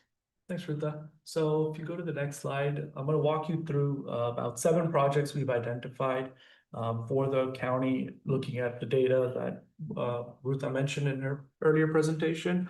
So projects 1 through 4 kind of is a combination approach of improving safety on your roadway segments, along with improving safety at your intersections. So project 1 highlights how we could improve corridor safety along the corridor via signage improvements, striping improvements. Project 2 is further going in more details of how do we increase safety at your corridors by maybe adding some high friction surface treatment, which adds more friction to the roadways, so makes the curbs better. During icy conditions, people have better traction too. Considering guardrail improvements, especially with the damaged guardrails, and also adding new guardrails for enhanced safety on your curbs. And then turnouts, having strategic turnouts, especially on your emergency vehicle fire evacuation routes, is very helpful to the fire. And then looking at your unsignalized intersections, since you have a lot of those, how to improve the safety there by better signage, better striping. So it kind of covers projects 1 through 4, high level. I'll go into details and popping up in the presentation. Project 5 is to address the nighttime collisions we've been seeing by doing streetlight improvements. These improvements will be focused in areas that make sense and more pedestrian centric, where you will have foot traffic and also people driving more so at nighttime. And then based on the feedback we got through this whole process, we also added in projects 6 and 7 for sidewalk gap closures, along with bicycle facility improvements, because that was kind of feedback we received from the community and our stakeholder committee and the council as well. So we kind of try to get everyone's comments rolled into these safety projects. So if we go to project 1, please. So looking at project 1, it's a corridor safety improvement. What this does is it looks at a corridor as a whole, understands the type of collisions that are happening. You have a lot of improper turning, overturn, hit object, unsafe speeding, and DUIs. And the proven countermeasures for these type of collisions are installing longitudinal rumble strips. Those are the little vibrations you feel when you start veering off the road to your left or kind of encroaching into the center line. Those help people stay in their lane, stay focused on the lane they're supposed to be in. Adding better warning signs, especially for nighttime. It helps drivers be more alert of what's coming up on the roadway, what speeds they need to be going at along curbs. Installing better radar speed feedback signs. These will be more structured as you enter into towns and areas where you need to start slowing down that, hey, I'm not on a rural roadway. I'm coming into an area where I got to drive more cautiously. There'll be cross streets, pedestrian traffic, warning people of that ahead. And then also looking at striping improvements along the lane lines and things of that nature. Then project 2, further enhancing your. Actually, could I just stop you for a second? I just want to make sure the audience knows that the CRF, could you explain that? Yes. That's crash reduction factor, and also just making sure that everybody knows that KSI is killed or seriously injured. So everybody's. Thank you for reminding me. Yeah, so one thing I would like to highlight is the proven countermeasures that we've used as part of the FHWA. If you apply these countermeasures to your roadway segments, you're expected to get approximately 30% reduction in your overall collisions that are happening on your roadways. And this is just one of the elements of enhancing safety along the corridor. The second project will further help enhance that safety. This is by also going a little bit further by adding some more robust improvements to your corridors, like adding high friction surface treatment. This is especially useful in rural county roads where you have a lot of fast moving vehicles, especially on curbs. The high friction surface treatment is applied to your asphalt and it improves skidding resistance. So when you're driving fast on icy roads and turning, you have better control and traction on the road and you stay. So it helps with people who are speeding to kind of drive a little more carefully. Installing turnout was an important one, especially on the emergency evacuation routes. We want to make sure we have plenty of turnout areas strategically identified so fire can get to their destination whenever they need to. Guardrails is a very important aspect also of the roadway segment improvements because you have existing guardrails that are damaged clearly in areas where you see a need for better enhancements there. So there we would want to enhance the guardrails, improve the signage in that area, potentially maybe HFST in those areas. And then where we also have gaps in guardrails, we want to add them into. And that's where we look into like the Highway Safety Improvement Program that's coming up in November. We're already talking to the county for improvements to guardrails via a set-aside project. You have up to 1.1 million in funding you can go after to improve your guardrails. So we're already in the talks with the county for going after funds for that. But this document is important to going after those funds. And then with that, we'd also look at signage and striping along your corridors. Now moving from the roadway segments, the other important elements are your unsignalized intersections, which is project 3. So the first element of enhancing an unsignalized intersection is the signages you see on the intersection approaches. one of the important elements is having proper signs as you're approaching the intersection. If it's a yield control you're approaching, a stop control you're approaching, you want to let folks know that, hey, you're approaching a stop control, be ready to stop. Or if you're on a curvy road, you have proper signs to tell you how fast you should be going on this curve, or those chevron stripes that tell you, signs that tell you that, hey, I need to be watching this curve as I go, especially at nighttime. So those type of things would help further enhance your signages. Also, going a little bit step further in some areas where you have pedestrian activity is adding flashing beacons, advanced flashing beacons to really alert drivers like, hey, I'm approaching an intersection where someone may be crossing. I need to really pay attention. Improving your crosswalks to potentially have those RFB flashers like the ones you have right here and outside the council chambers at the intersection, enhancing those type of facilities to further let people know, hey, someone's going to be crossing here. You better slow down as you're approaching. So those are the type of improvements when you look at it from a signage perspective for your unsignalized intersections. Project 4 kind of goes in hand with the other one. Once you look at the signage, you also have to improve the striping, because striping and signage go hand in hand. So as you're approaching the intersection, you want to make sure your pavement markings are adequately visible. If they're faded, we want to refresh them properly so you know that you're approaching a stop, yield control, or any other type of traffic condition ahead. So if you're not able to see a sign, you can at least pay attention to the roadway and know what you're approaching. So striping is an important element with your center line, edge line stripes, and that kind of both go hand in hand to improve your overall intersection safety. Project 5 is looking at street lighting.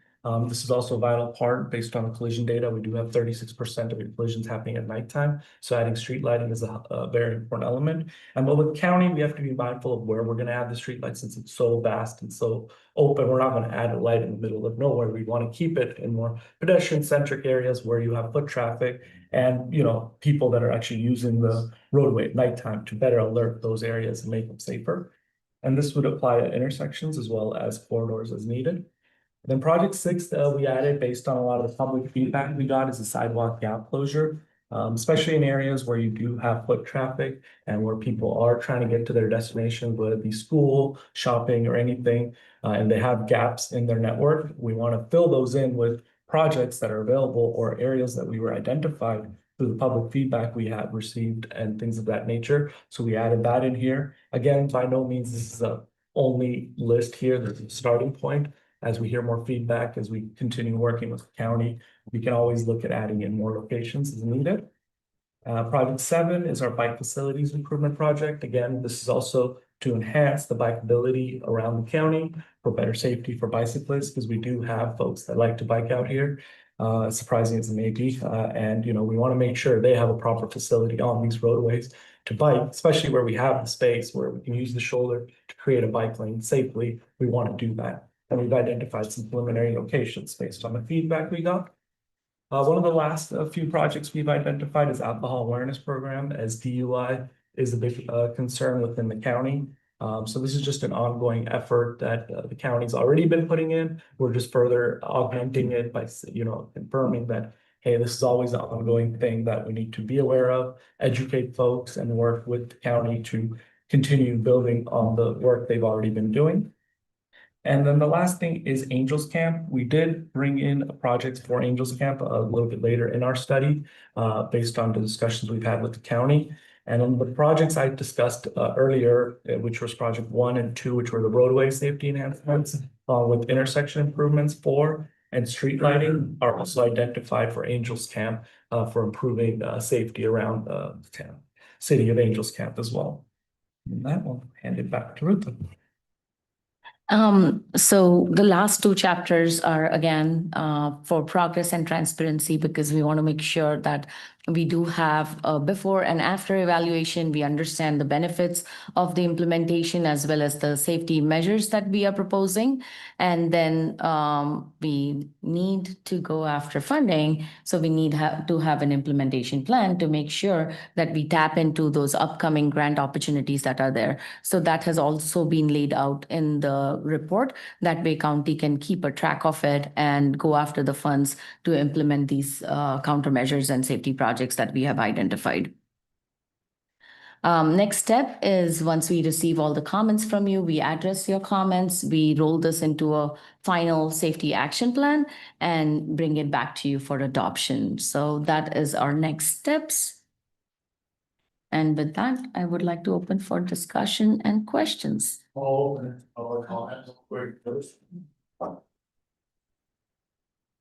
Excuse me, I'm slow.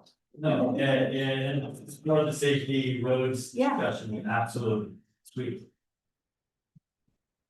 I didn't get everybody's name on that gentleman there and the consultants. I'm wondering a couple of things. What strategies have you acted on to mitigate catastrophic fire and flood events to allow fire department and ER workers access and egress to perform evacuations? And, you know, what if bridges are out? Moke Hill Bridge, Middle Bar Bridge, Calaveras River Bridges at Highway 12 and 49, New Maloney's, I believe they have a bridge over there in Copperopolis, Murphy's Creek, et cetera, et cetera, et cetera. This project is obviously long-term. And I noted that you said turnout routes for evacuations. Thank you. But what's the plan? And how much money are you asking the board for? Thank you. We'll address the comments and questions at the end of public comment session all at once. Micah, so keep some notes. Okay. For public comments, I want to thank the consulting group for their outreach to the community. I attended their meeting in McCollum Hill. It was very well attended by the community. The impacted roads for my area extend all the way from Highway 26 to the other side of Sheep Ranch and all the way down to this community. So there's a huge county road area that I was able to comment upon what we see on traffic accidents, what we see on roadway conditions. When we finished that meeting that night, there was a lot of dots all over the maps that you had brought. And I appreciate seeing in your report that you've taken our comments to heart and they're going to be part of the final report.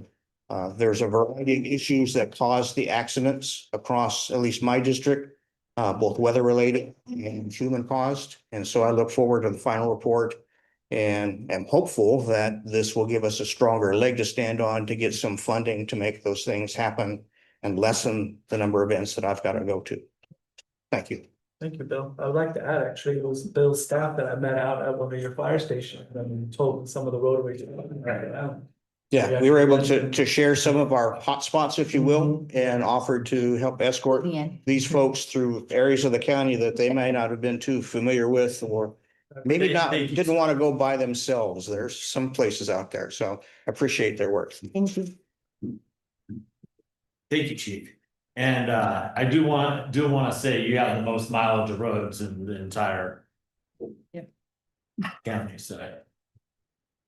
Hello, board. Cindy Lunge, Murphy's. I did have a question before I ever came here about the road work on Ebbets Pass that I understand is happening, and I don't have any details on it, but we only have 2 ways out of here if there is a problem, and that's coming down 4 or going up 4. And with the amount of construction happening up 4 at this time of year, it concerns me that you might only have one way out, and the one way out is very limited with the street light at Murphy's, the only light downtown. That traffic is easily a 6-mile backup on a Sunday afternoon with no problems. So I would like maybe somebody could take a look at that. It could be really detrimental if there is an emergency. Okay. Thank you. Further public comment? Online, Stacy.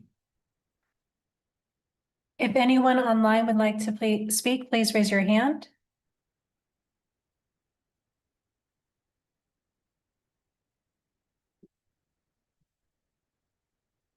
We have one. Brian? Brian, can you hear us? Hi, yeah, can you hear me now? Yes, go ahead. Yeah, I mainly just was asking a question. First of all, it's great to see You guys putting data like this together, it's very helpful. Is there any plan? So I'm with Poker Flat and Lake Tulloch Shores. I also posted a quick question up there. Is there any plan to reduce the flow of traffic speed on the stretch between Auburn's Ferry or on Auburn's Ferry between the lakes and Drifters?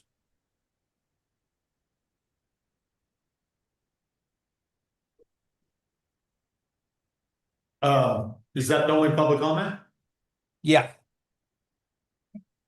All right, so we can start answering them. There's no other raised hands online? Correct, no other speakers. Micah? I'll just address some of the general. Let's start with the one online real quick, just in case he loses connection or something. Sure, I'll let you guys answer that one. Yeah, so we do have Auburn's Ferry Road identified for roadway safety improvements with better striping and speed feedback signs to help reduce speeding on that corridor.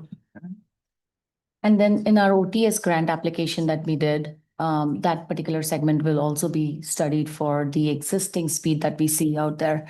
And that background information will help us to reduce the speed if we satisfy all the criteria that are needed. Thank you. Micah, can you repeat what you said at staff announcement about the grant for Auburn's? Because I don't know if some of the people online heard that, not Micah. Sure. Yeah, so just to repeat that announcement, Calaveras Public Works, the Calaveras Council of Governments, Tuolumne County Transportation Commission, and Tuolumne County Public Works Department are working on a partnership grant for strategic planning with Caltrans to hopefully update the planning study for Burns Ferry Bridge to do some of the much needed improvements that are needing to be done on that bridge. So that's a big step forward that we're taking in a partnership with neighboring jurisdictions to hopefully raise awareness and increase the attention needed to provide funding for that project. Some of the other comments I could try to address that are kind of more general in sense. A lot of the bridge areas that were mentioned, concerns for fire evacuation, flood, things like that. So this does cross-reference the evacuations needs assessment and projects that have been identified in there that could receive improvements that are traffic related have been captured in this. So many of the other bridges, some of the concerns with regards to flooding and things like that are kind of more of a holistic approach and isn't necessarily captured in the comprehensive safety action plan, as this primarily focuses on traffic. However, we do have a bridge improvement program that takes a look at bridge improvements that not only increase the longevity of the bridge, but also increase capacity, whether it's water flow under the bridge or capacity of traffic over the bridge. Those type of programs are better positioned to address those types of concerns. So hopefully that answers that. We're not asking for any money from the board on this. In fact, we're actually asking the board for permission to pursue funding that will fund the projects that have been identified in this. So this is at no cost to the county. It will be covered under grants moving forward for any of the projects that have been identified and successful in receiving those grant applications. And as mentioned before, we have already received an OTS grant for speed studies. So many of the corridors that have been identified in this plan, there's already plans underway to conduct speed studies in those areas and start taking some steps forward and implementing some of this, even though the plan's already in draft. So that just shows the success of the plan already. Here we are in draft mode and we've already started gaining traction. So just to put some emphasis on how important this plan is and the success that will bring us. Hopefully that answered any other questions. Let me know if you have any further. Construction on Murphy. Oh, construction on, in Murphy's on Highway 4. Yeah. So again, this plan focuses on county maintained roads, not the highway system. However, we do provide feedback and input to Caltrans in regards to areas that have been brought up, should be of an area of concern and significance. So we'll continue to provide that feedback to Caltrans. We already are working with Caltrans on improving their road closure schedule and some of the other maintenance work that they're doing on that area. Because that work does in fact have an impact on our county roads. So we want to make sure that we're mitigating that the best that we can through our partnership with Caltrans. All right. And we do have a special section in the report and in the appendix listing those locations so that we can bring it up to Caltrans that, hey, we need your help. Yeah, even on Hogan Dam Road, Gary's district, you have some collisions that happen on some of those bridges that really aren't wide enough for two vehicles at one time, so. And they're prevalent across the county. So we're back to the board. I'll let you go first, Mark. Thank you. You're You're on your button. I'd like to address. And then, you know what, I'm gonna go down in order and I'll be last. Thank you. I'd like to address Cindy's concerns and just let her know that we did bring this up, the median and the whole light situation at the town hall. So that is in the mix. Also the idea that the Caltrans is redoing the Highway 4. Mainly, it's passed in Alpine County. But we are seeking better communication with them in knowing when they are going to be closing. And it's a huge concern, obviously, if there is an evacuation because people will have it. I just want to make sure that you knew that we're on it. Okay. So Ruta and Rudy. Rudy, what is it? Rutvich. Thank you. My main concern was how does as Supervisor Toffanelli said, how does Caltrans factor into this whole plan? Because ultimately, as we've moaned on many times about this median, and especially for evacuation routes, how it is a major impediment. I really want to make sure also that the facts are correct. As I spoke to you before, I believe that some of the facts that were used to put in that median were not correct. And any plan that goes out, I want to make sure is 100% bulletproof as far as where those things have happened and whether it was a fatality or just a regular accident. Do you know how many are local drivers versus people from out of the area? We don't have that information. Get that information. No. And do you know how we compare with other jurisdictions in the amount of collisions that we've had in the last 5 years? Yes, I can definitely get you an answer for that. That would be great. In comparative counties, I would just love to know where we stand. Actually, we have that in the report. I didn't see that in the report, but again, it is so comprehensive. It's a lot of reading. Sorry. Supervisor, already while she's looking that The up. report was shorter than the slides. But smaller lettering. So I'm a numbers guy, so I like it. Supervisor, I'd like to address your question about the travel patterns. So we're actually doing the travel demand model right now in partnership with the COG, and that travel demand model will be identifying those exact types of traffic patterns and giving us insight and input into that. And that will then further our effort in doing the RIM Nexus study so that we'll have a better plan in place for how to charge the appropriate fees for that. Thank you. So there's a lot of moving parts. I apologize. There's a lot of different plans in play and they all kind of cross-reference each other, but this is definitely a key piece of that. I'd just say lastly, I would love just to make sure that we don't lose the beauty within our rural roads. I mean, a lot of people come up here to drive these beautiful roads because there isn't a lot of signage in the way. And as we know, we want to keep our country feel. Thank you. So Just drive up 26. So page 12 gives you a small little summary on where does Calaveras County rank when we compare with the similar counties. So bicycle collisions, we have 48 out of 58 counties. DUI, 4th highest for alcohol involved collisions overall. 50th for drivers under age 21. 18th highest for drivers under age 21 to 34. And pedestrian collisions, 38th highest. Got it. Thank you. But if you need more, I can definitely give Because you. we have so few underage people, they have the lowest in the state. No, 18. it's 18 highest for drivers aged between 21 and 34. Oh, that's. But yeah. Yeah, I didn't. We're number 4 for DUIs though. Yeah, so I get it now that's pitting us against all the, okay. Yeah, Got it. similar sized counties. Got it. And that directly comes from Office of Traffic Safety because they do collect the data and they kind of post it on their webpage when they compare it with all the different counties. Thank you. But that's only reportable data. Data's Yes, been reported. yes, Things yes. that aren't Carl, yeah.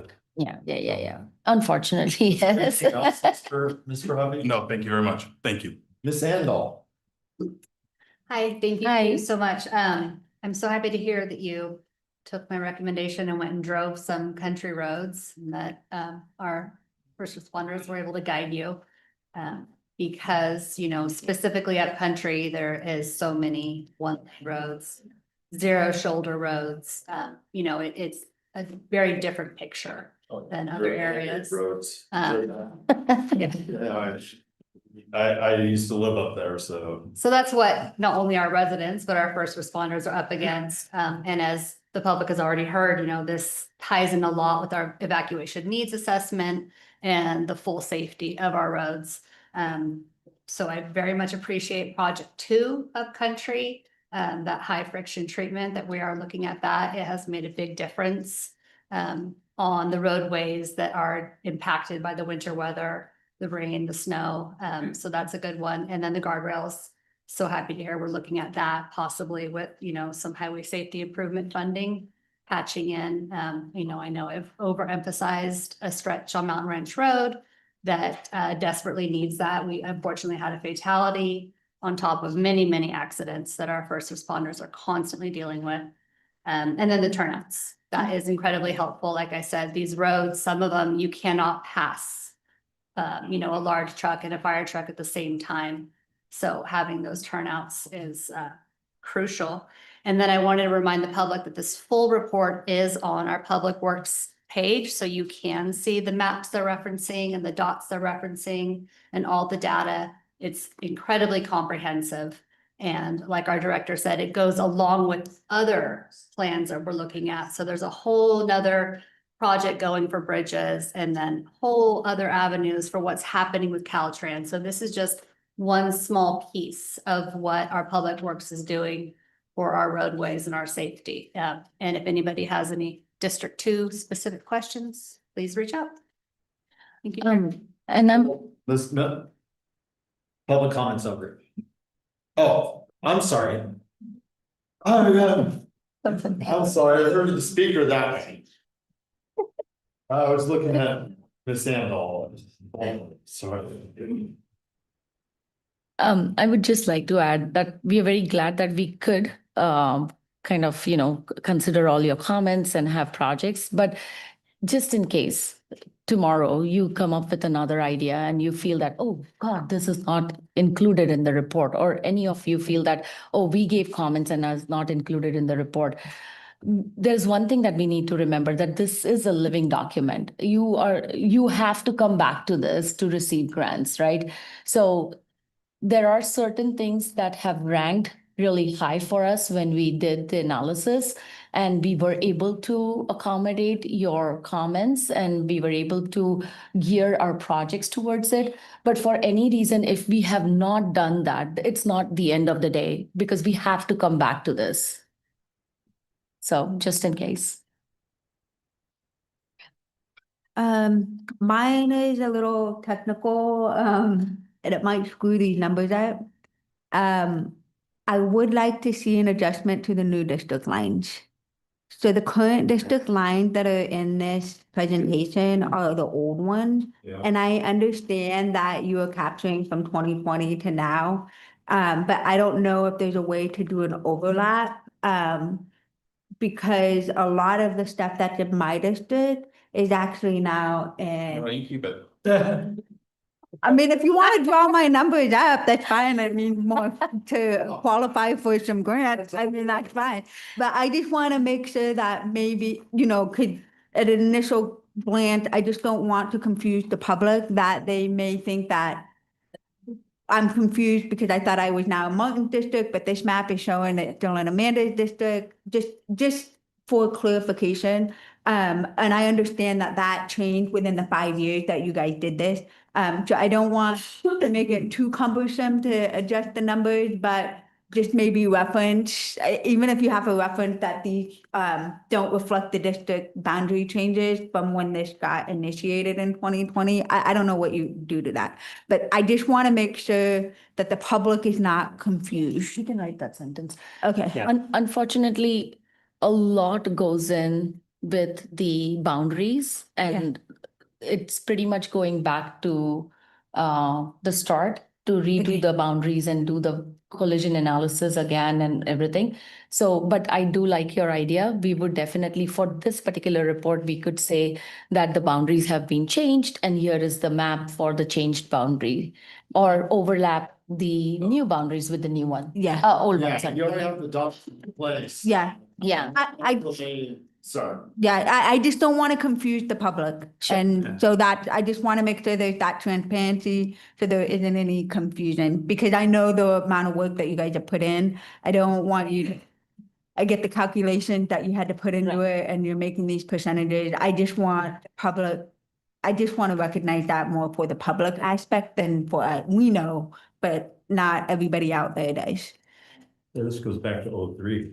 I know, that's why. Boundary lines, and so, yeah, they've changed a lot, which these numbers, which I was gonna bring up, I don't. Will be skewed. Math, and I'm thinking, this is not my district. Right. So, yeah. This is more technical. Okay, so, now on to some other stuff. Some of the things, in my district, I just wanted to make sure that was highlighted, especially for lighting, with the Reed Turnpike, Main Street, Auburn. That's really dark. I know that that was commented, but maybe I missed it and it just saying Auburn Ferry. I know that Auburn Ferry is very long, but I just want to make sure that that intersection is truly captured into more like toward the elementary school. Section. You could talk more. And just noted, because it is really dark in there, you know, you talked about the lighting and signage and just recognizing that that's a dark intersection. The other is Vice Chair, could you please repeat the intersection of?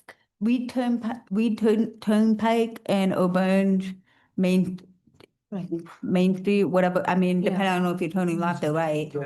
Yeah, we have Auburn Ferry, Main Street, Mineral Street, and approximately 2,000 feet south to Reed's. Okay, yeah, okay, We have perfect. that identified. Or lighting also. Okay, perfect. The other is more of a technicality too, and maybe it's more, I think, directed towards the board.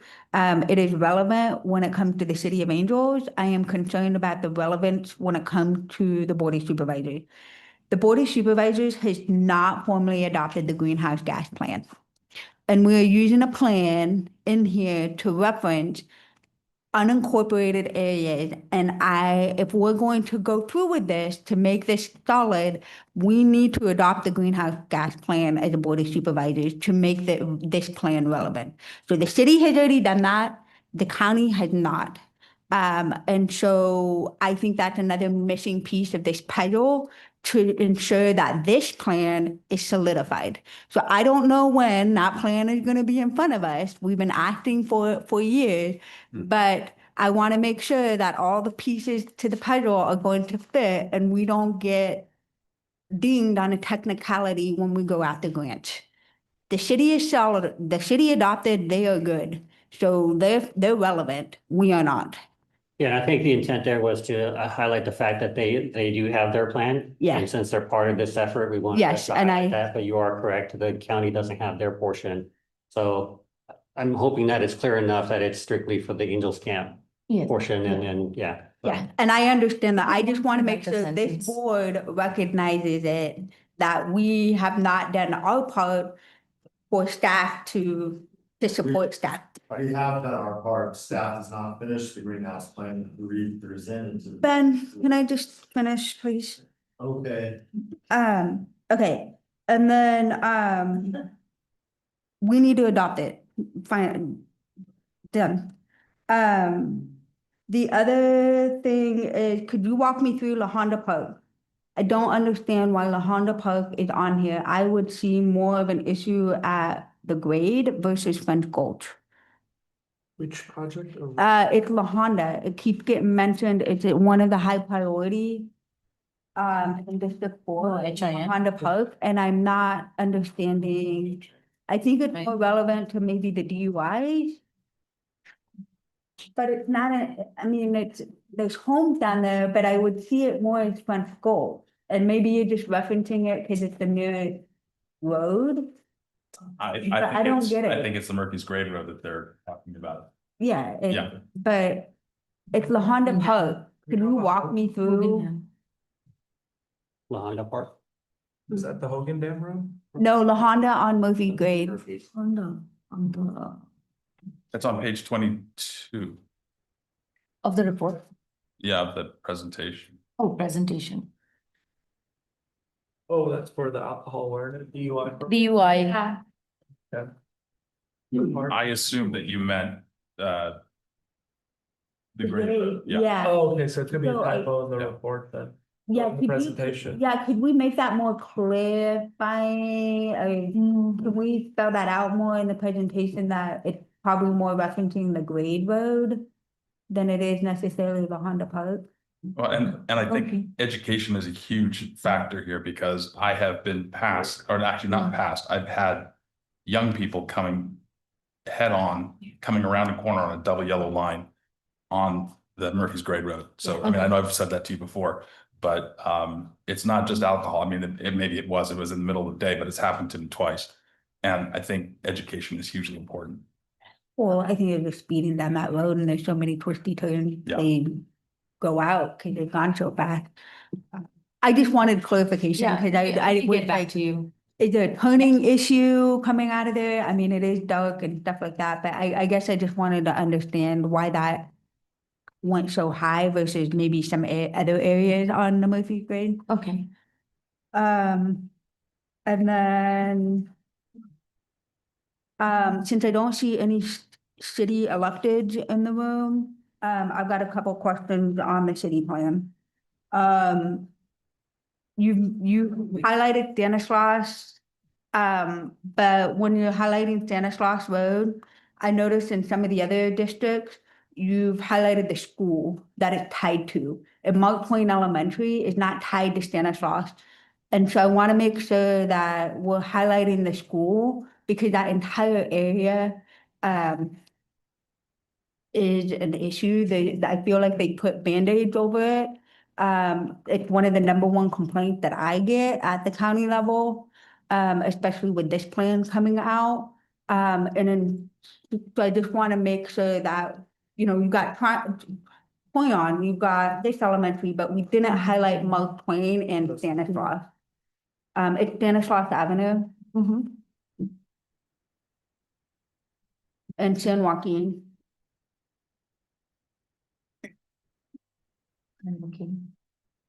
And then the second thing with the city is, you talked about rumble strips.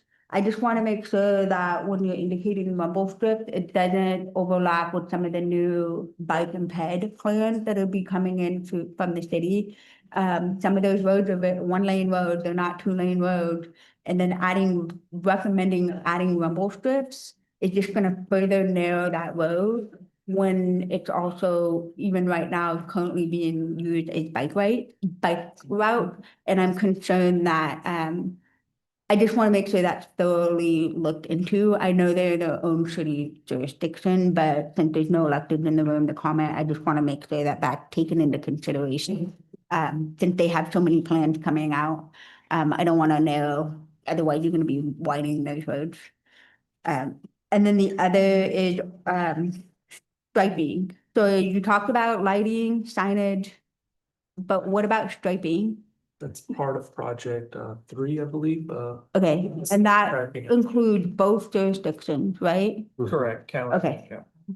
Okay, that's all I have for clarification. Thank you. Biking.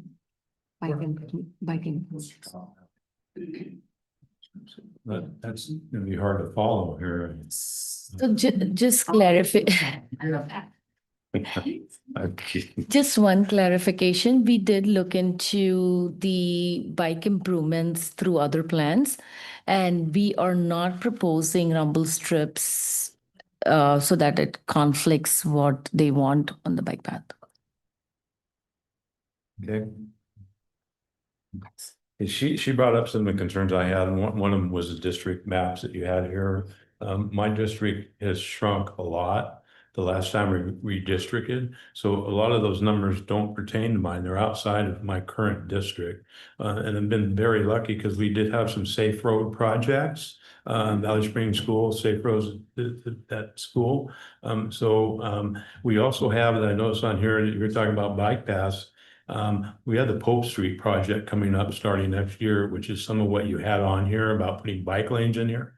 We have that project already developed. It's ready to go to start. So I think that's going to meet some of the criteria that you have here within District 1 in San Andreas altogether. I think that's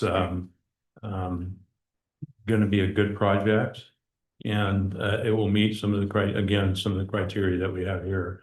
So other than that, that's I do have on page number 4, you're going through guiding principles. And one of the guiding principles is design roadways to account for human error. How do you design for human error? And then to add to that, you may want to add on to that, because we live in a rural county. We have animals just jumping onto the roads all the time, like deer or whatever, that people are trying to swerve to avoid quickly. So I don't know how you can build that into your projects here, but that to me is kind of along the human error part of it, that you just don't have any idea if something's going to jump out in front of you, because they're rural roads that we live in. Yeah, so a perfect example is installing guardrails, right? So even if human is making an error, the guardrail really protects that collision from becoming fatal. Or a perfect example is rumble strip. You do sleep at your wheel, either you're tired or DUI'd, the rumble strip makes that sound and wakes you up. So that is compromising for the human error. So we are trying to come up with countermeasures that could compromise for the human errors that are out there. So it's kind of finding that fine balance. Nothing is completely proven that it's 100% avoidable, but whatever we can do from transportation perspective, we are trying to account for it. Okay. Again, one of the major issues that I hear all the time is animals just jumping out on the road when people are driving. And, so I don't know how you account for that, but.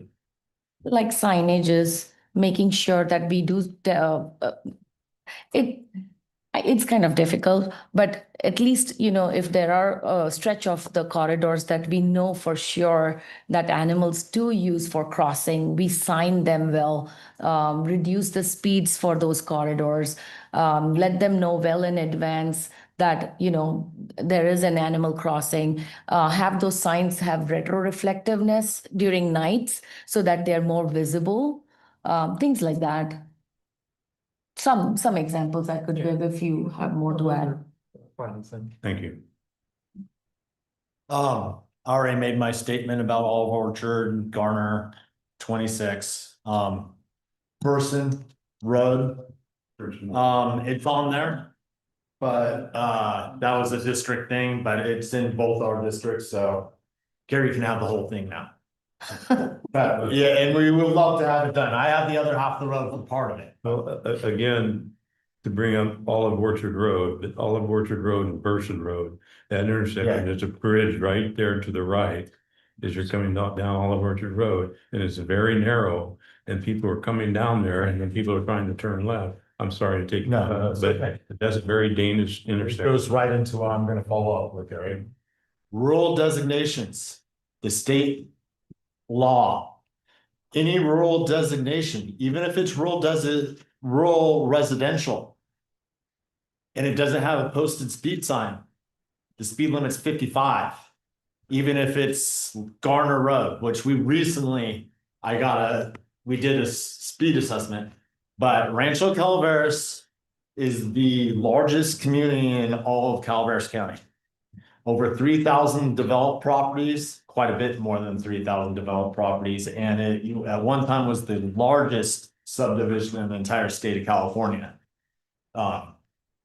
It is all entirely rural residential. There are very few signs going up throughout the whole community. A lot of these are thoroughfares that are county property. Some are in the CSA. So you hear me on that, right? But there's it's amazing how much are actually out of the CSA and that are county roads. And anytime we can do a speed assessment, but you know what? I want to know if we can find a law where we can get these residential roads that are designated rural. What's the workaround? Because everyone's like, put up a speed sign and put it right here because this is where everyone's speeding. If everyone's doing 55, that justifies the speed limit. And so you have to be within, so what's the percentage of the speed limit that you actually come out with the radar detector is like within 85th percentile. 85th, so 85% of the people have to be, let's say, driving 35 to be able to get down and move to that speed limit. State law says. So we can go out there and say, this is horrible. People are driving through by kids at 55 miles an hour, but that's a predominant problem with the entire county. And it's not just Rancho Calaveras and Person Road. I mean, there's ag properties on both sides, you know. That's one of the things that could be done is to do another review of the functional classifications of our roads and see if there's updates that need to be done there. And that would have an influence on a recommended speeds. I won't be around for it, but it would be great for our county to have something to deal with that, because right now doing the speed tests is counterproductive most of the time. I mean, and we get in trouble if we wait till someone's doing road work there and then do the speed test during road work. Oh, everyone's driving 0. 5 miles an hour up to the stop sign. So we can't do stuff like that on manipulation. But yeah, if there's a workaround with a policy, a law, designation that we can do within the county, please do it for Calaveras County so that we can get some of these residential areas safer. Thank you. I haven't heard the solve for it yet, so I'll be impressed if you find it, Micah. I will high five you. I'll come back and if it's there, I'll find bonus. We could All right, use, that's all I have. we could use transverse stripes, but again, it comes with a little bit of noise pollution. But Yeah. depending on how far it is from the residential. And the cost on that for the county and how many roads we have to pave, and we don't have Yeah. money as it is. Signs would be something cheaper. Yep. So Mike, I count on me. That's all I have. I don't have any questions. I'm just giving him work. All right, so did you take a list of whatever we're Yes. talking about? We can put this all on the next item when it comes back to us. And then the board members will prioritize. So come up with how many we have to prioritize, and we'll turn it upside down for you. Sounds great. Printed copies of the report.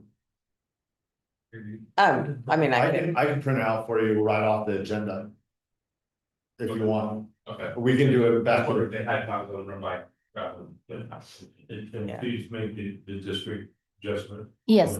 Yeah, we'll put some Yeah. language in there about that. Yeah. We'll definitely do that. Do that for them, please. Yes. Absolutely. And anything else Ms. Bourndorf wanted, because she gets what she wants. Alrighty. All right. Thank you so much. Thank you so much. We Appreciate your time. And now we can go to public comment, and you don't know, we already did public comment before the board talked, Marty. Well, you know what? I didn't forget anything. It's nice not to get. I know, we're having them up right now.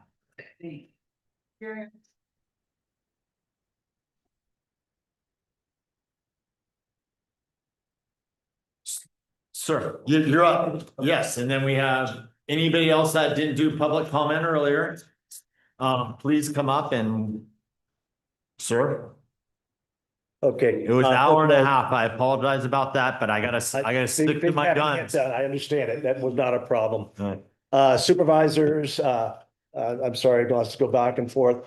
County Council, Ms. Hitchcock, thanks for your time. Thanks for listening. Today, You certainly heard the passion that people have on this issue. It matters to them deeply, profoundly. They live it. It's every single day for them. And so I don't want to go over what they have already talked about. What I would like to do is take a minute and simply talk about some of the responses that have been in some of the information that's been put out by the county. You know, you've heard why fire matters. I want to talk about the fact sheet that the board put out, what it says, and maybe what it may leave out.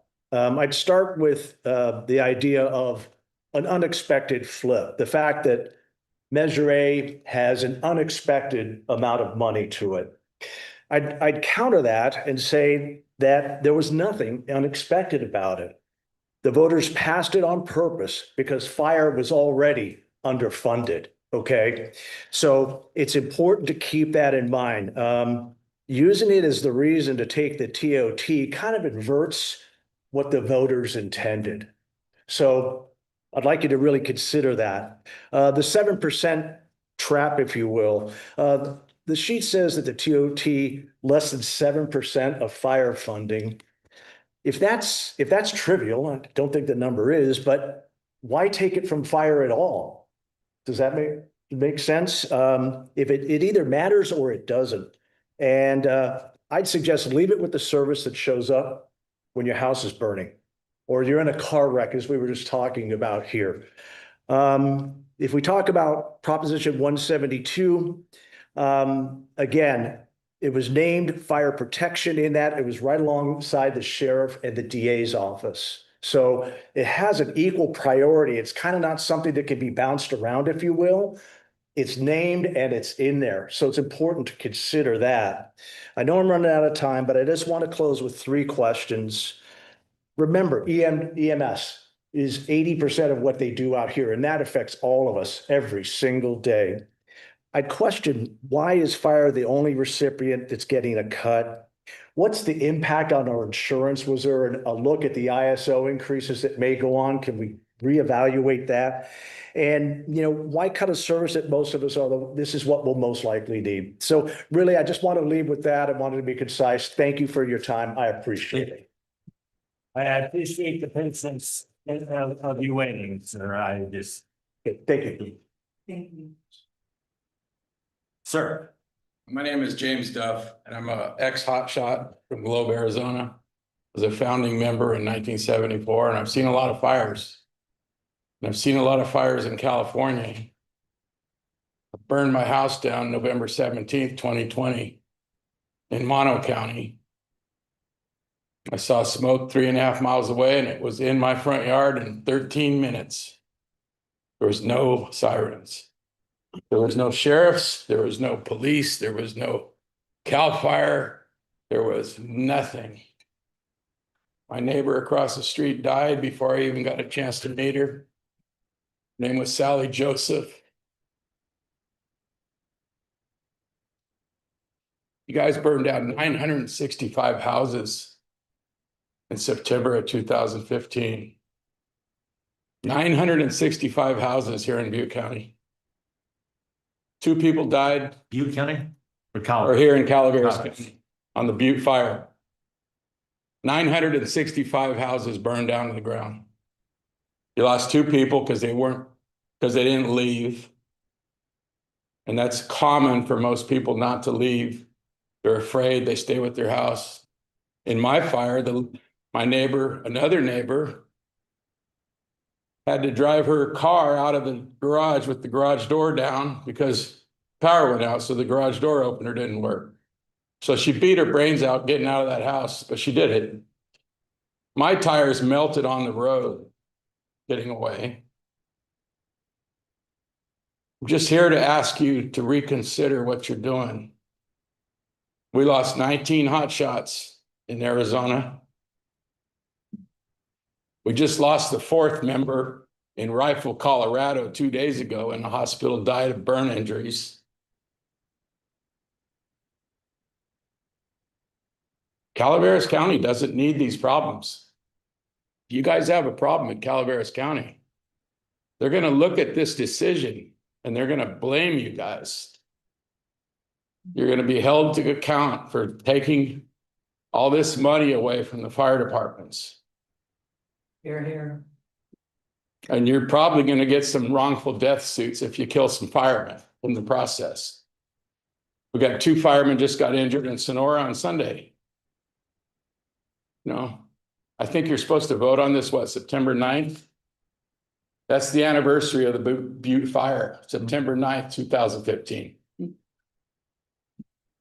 And this presentation you just listened to, if you go back to the beginning in bold print, the very first thing it says is prioritize human life.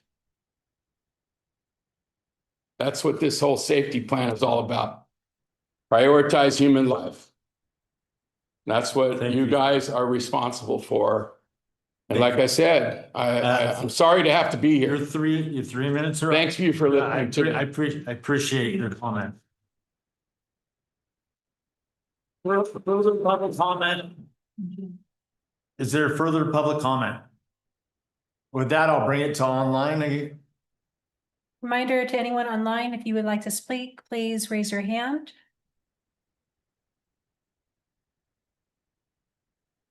We have Brian in.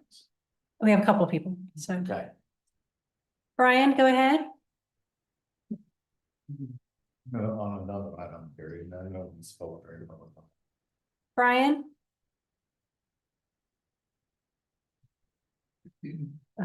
Hi, how are you? There you are. There Can you hear me? Go ahead. Yes. My name is Brian Shrigley. I'm the general manager at Poker Flat, and we are a Firewise community in Copperopolis. In the past years, we've seen TOT funds collected, although not voter mandated percentages, were typically split 25% fire, 25% sheriff's department, 25% roads, and 25% tourism. We respectfully ask the board to reconsider any proposed reduction in funding for local fire districts. Thank you. And we have one more online. Rosemary? Hi, good morning. I really think that fire is a big issue. I lost my house in the Butte fire, and I would hate to see another incident where there weren't funds available to fight for the community. I realize it seems highly complex, the modes of funding these days, and very difficult for me in particular, and probably others, to fully be aware of all the funding streams and the limitations and ramifications. But please, I don't want to lose my house in Arnold. Thank you.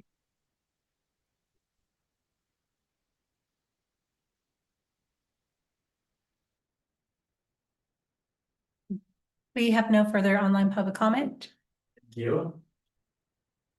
With that, I'll do supervisors announcements, and I'll go ahead and start out. So I would like to poll the board on next meeting, a discussion on possible revenue streams and a 10% possible addition to the cannabis taxes, and having it be able to come in at 10% would come in at approximately $400,000, just a round number, not exact. But and then if we do that, we could have it done in time for September for the final budget. It would be 3 quarters, I believe. Right, well, a reduction to the reduction. Yes, no, I understand. I do want to, on timeframes, remind it that has to be accomplished via ordinance, so it will obviously take some time to be put into place if the board were to vote for that. Yes, ma'am. And yes. I did discuss. And yes, it does take time. And I appreciate your time.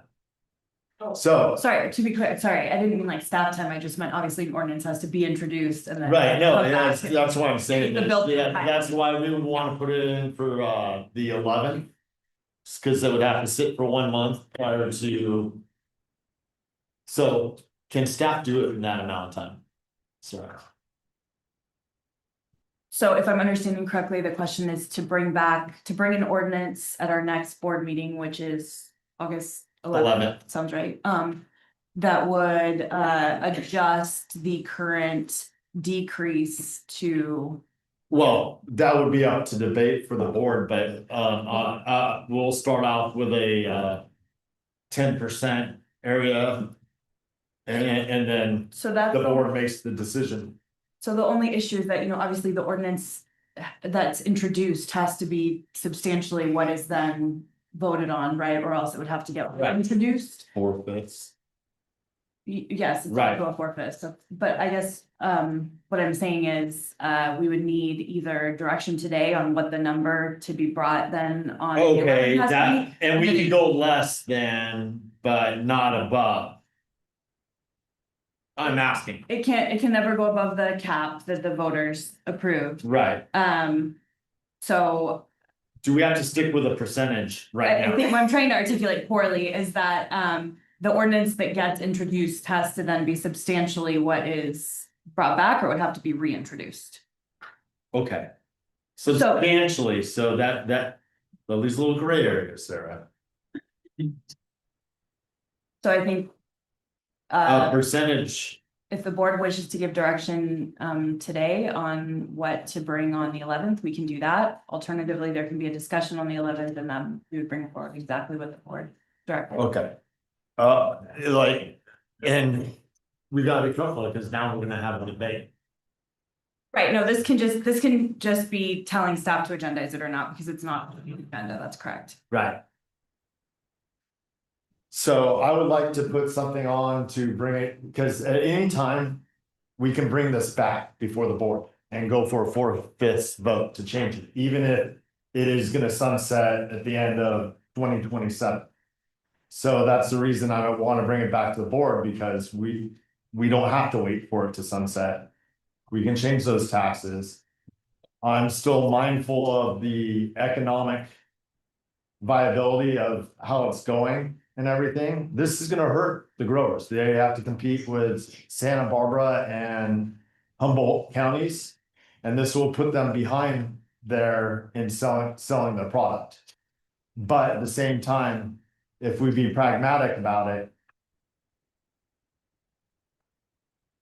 we need some of that money to help cover our structural deficit. Where that money goes will be decided in December, in September. But that $400,000 is substantial. And I think 10% is a reasonable change that will not kill the industry. And we can put it up for. I mean, would it be substantial for if we said how many years and then, but the board can always bring it back and make a decision later on. We can decide that during the meeting. Yeah, that can be discussed at that meeting. Okay. So right now we're coming back with a change at 10% is what I'm suggesting. I think that right now with the market prices and the way the market is and everything I've looked at, that's actually a little bit more than a lot of them. Well, of course, none of them want to pay the tax. But some of them, it's gonna hurt.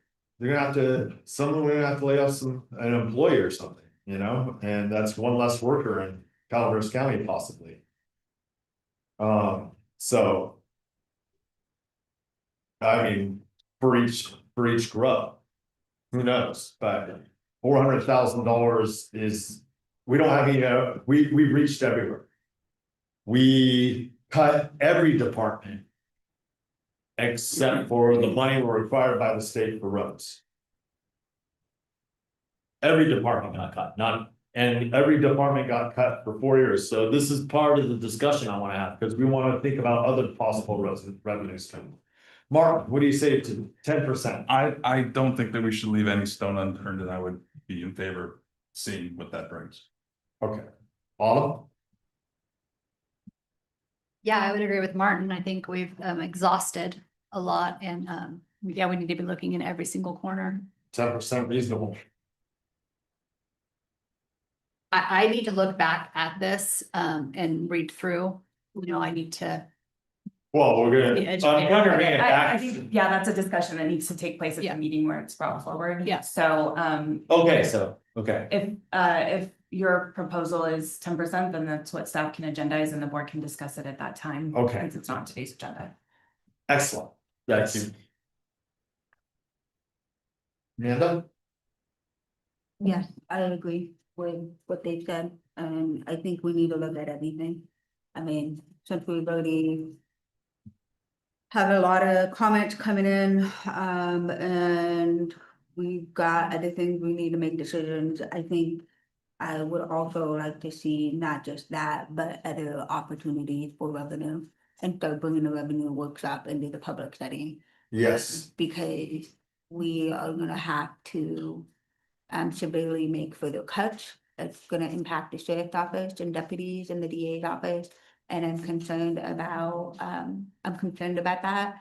And we need another dedicated revenue stream. And be strategic on what that's gonna look like. And if that means another sales tax increase, we need to on point, we need to look under every stone because we are in serious trouble. Yes. I concur.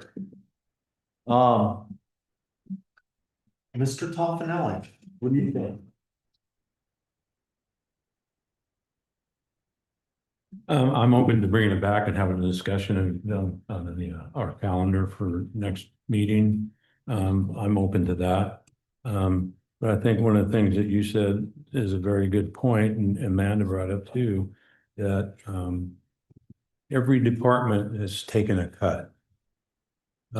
People are talking about fire department and TOT tax, and nobody, the sheriff and anybody else didn't take any cut from TOT. They took cuts in other areas, not from that. They took big cuts, and they have for the last couple of years. So they have been cut. Every department in this budget has been reduced. And a lot of them have been dealing with it for the last 2 or 3 years because our income has gone down. I think it's a very good point that people need to understand that it's not just the fire department, it's the sheriff's department, it's the DA, it's probation, it's every department, the public works, it's every department has taken a cut on their funding and they're having to deal with it. So I'm more than happy to have this come back and let's have it, take a look at it, and maybe some other areas of funding that we can look at. I'm in favor of what Amanda was saying between now and then, and that open discussion that we can have at that time about other funding sources. So yeah. Yes. That was a solid yes, sir. Sarah, I'm a yes. Okay, and I think that, so I'm asking for, right now, we heard at least 3 say it. A discussion on other things. I think that that's 2 different agenda items, maybe coinciding one before the other, like the discussion on all alternatives for possible funding. And have that discussion and then have an agenda item following it up with the possible increase in taxes, or I guess the right way to say it is Reduction of the reduction of the reduction, because it's that's how it's written into the code. Yes, the ordinance, the cannabis excise tax ordinance, that adjustment would have to be its own separate agenda item. Right. We can get that on the board's agenda for the 11th. And then, yes, any discussion about potential other revenue sources would have to be separate. And, I would defer to the CEO as to whether that's something that can be accomplished on the 11th versus at a different meeting. And that being brought up, me bringing that up, I understand that this may not be brought up at the next meeting. I just want to make sure that it's at some future and in coordination with the budget. I think don't I- want to bring staff to be running, before the next board meeting. I Yes. just want to lay out my expectations a little bit more. Yeah, I get it, but as chair, I think it's an informational item. Yes, there will be some work into it, but it's not as substantial as some other items. The substantial part would be after we start blowing our steam towards you. And I mean, that's where the real work comes in. And we'll have to be mindful of that, and you'll have to.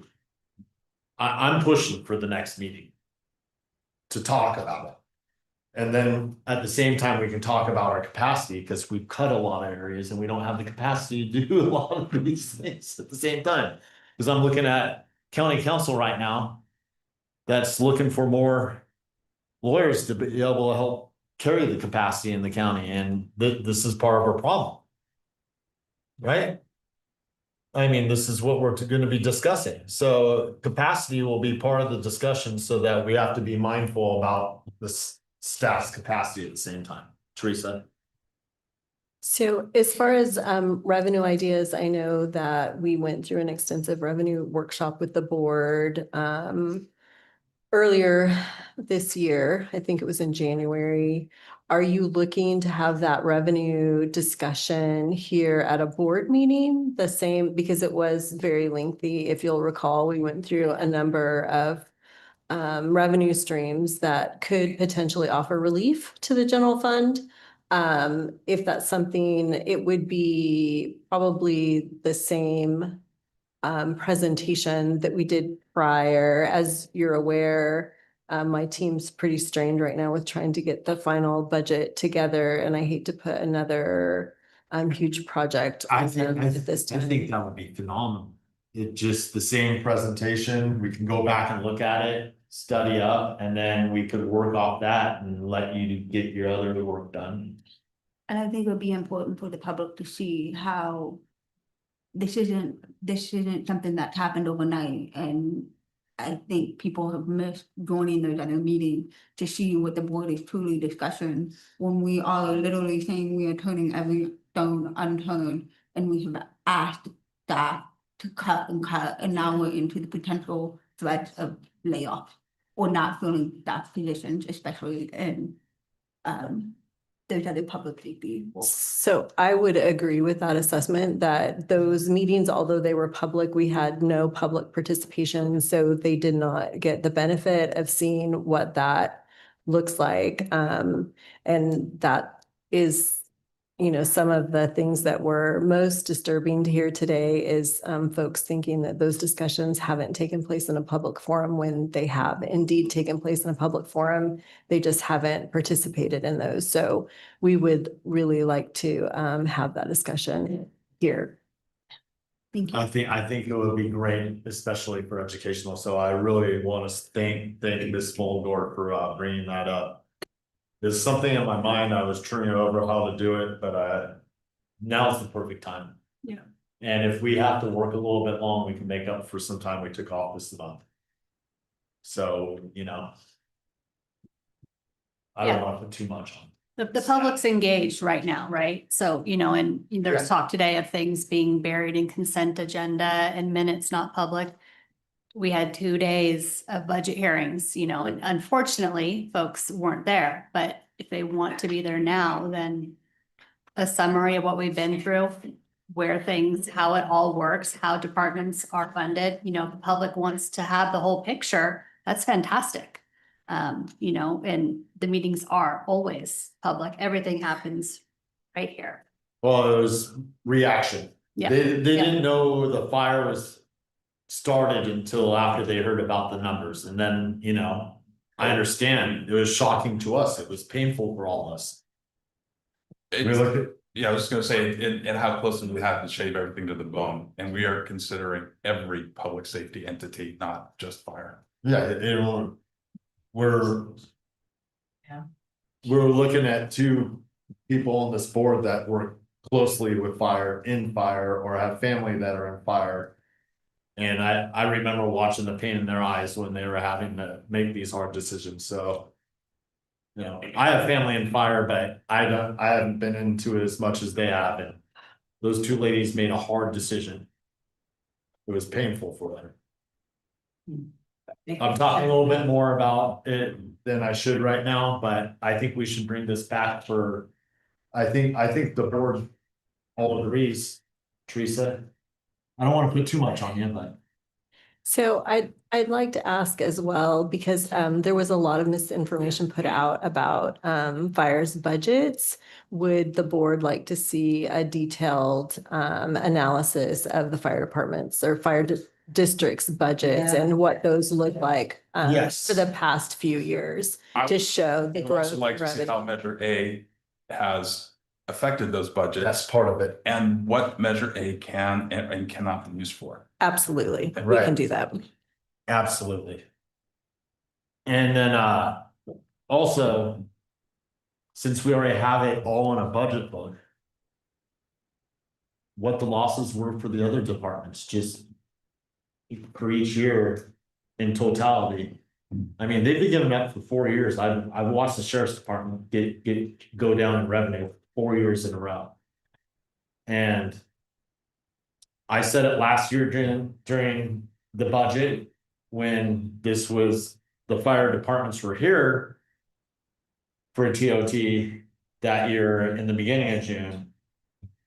And I told them I was supporting them that year, and Gary was on the same page right there, that we aren't responsible for fire. California took that away, and New York County, but we do care. But when we cut the sheriff's department for 4 years in a row, and the amount is nowhere close to that you've lost compared to what they've lost in 4 years. They actually lost more than all your 10 departments this year. Even though we were able to bring back, I can't count how much, but they lost a lot of money. They had to lay off guys. I'm looking at 2 guys up back there that, you know what? I hope we can retain you. I enjoy you guys. I appreciate you. Because you can go get jobs someplace else sometimes that pay better. But I hope your heart's in Calaveras. And we appreciate you. Awesome. Now, I would never, but we do appreciate the fire departments. We have carried you. We have given to you. Yeah, my heart. My mom was a fire chief. My dad was a captain and an assistant fire chief. I lived in a firefighter family. No public comment. You can sit down. You can sit down. You can sit down. Finish up supervisor comment. Right. I'm just saying, let's bring it back. Sorry. I have an alternative motive. I gotta pee really bad, so I really wanna get going. Okay. And I don't wanna. Let's do the rest of the, do we have to read out?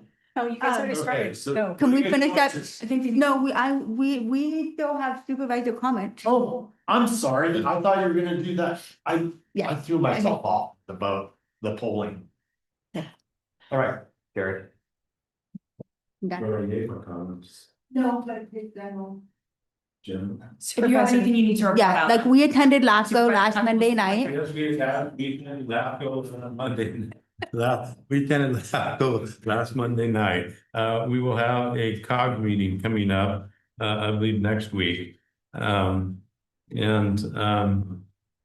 all I have to say.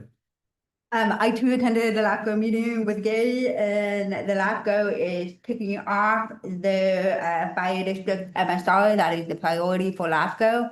So thank you to all of the fire departments that have responded to LAFCO staff. So we can get that going and start working through each of the special districts. Just side note, I want to thank staff from both Calaveras County, Suwannee County, the COG, on their collaboration on securing that grant for a bunch, very bunch. this has been many years in the making. And you know, these things don't happen overnight. And I really appreciate the collaboration that went into this and trying again. And, you know, finally getting it on the fifth time? I don't know, I've lost track of time. I look forward to the progress going forward with that. So thank you to staff. The other thing I wanted to pull the board, if the chairman would allow me to indulge, is a proposed moratorium on data centers. I've been watching Mendocino County, I've been watching a lot of other jurisdictions, and I would like to see if there's any interest to propose a moratorium on data centers. And just start that process to prohibit the large scale data centers, especially in unincorporated Calaveras, and to adopt an immediate moratorium while an ordinance is prepared on that. There's been a lot of discussions and conversation, and we've got a lot of natural resources that are very attractive. And I would like to kind of put a pump brake on it and make sure that we're not just, we don't get bulldozed into a project, and we're thoughtful and thorough on that. So anyways, just not a tomorrow. I know I'm dumping more staff, but I see what's happening around us, and more jurisdictions are getting cornered in because it's gone so far into the planning. You can't back out. And so I wanna pump the brakes and make sure we're making the best decision that represents our community. Is that something Supervisor Fondorf that we could agendize an informational item to discuss and get direction from the board? Yeah, however that looks like, it makes most logical for staff to get input from the board, if the board is interested in it. Okay, here's how we're gonna do it, Martin, so we don't end up talking forever, because you know I can't. Just gotta pee. You know I can't, and she has to pee. So here's where it goes. I'm for it, especially because of electrical infrastructure issues in the county and causing more fires. Yeah, so I'm bringing a discussion Yes. item forward. Yeah. Okay. Yes. Okay, we'll work on getting that agendized soon. I have one other item to bring up. I have a Mountain County's EMS agency special meeting on Thursday. And people don't know Mountain County's EMS agency. That's the agency that provides the ambulance service for all of this county, Alpine County, Mariposa County, and Amador County. Not only ground ambulance, the fire departments know, we certify the EMTs and paramedics. It's a big safety issue with that. And so we have a special board meeting to elect a new executive officer. That will be Thursday. And that's another agency that's outside of the county. This has some funding issues too. It's just the times that we're in right now. But we'll be online. That'll be a Zoom meeting. You can go to if you want to be part of it or see what's going on with it. You go to Mountain County's EMS agency, and it's posted on their website where you can click and zoom in to that meeting. Thank you, Mr. Toffanelli. Ms. Anvil. Okay, I'm gonna speed through. I've had a busy month. On July 2nd, I attended the Comprehensive Safety Action Plan Technical Advisory Committee meeting about the presentation we saw today. On July 8th, I attended the Friends of the Calaveras County Library meeting. I want to thank Public Works for their Clean California Recycle events. The one in West Point on July 11th was very popular and well attended. I got rid of an old dishwasher myself. On July 17th, I spoke at the Senior Network Well Together event about our parks and recreation in Calaveras County. On July 20th, I joined Supervisor Hubbardy on a call with Assemblyman Tangapa, trying to bring awareness to issues in Calaveras County. On July 23rd, I joined Supervisor Toffanelli in a meeting with some Calaveras County Fire District Chiefs. On July 24th, I attended the Upper McCallamy River Watershed Authority meeting. On July 27th, yesterday, I attended the strategic planning meeting. And then also yesterday, the meeting with Central Sierra Child Support Agency.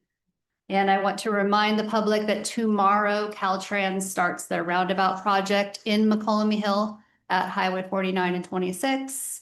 There will be traffic delays, detours, and it's all on the first day of school for Calaveras Unified School District. So it's going to be very hectic. Please be patient, leave extra time, drive safe. Thank you.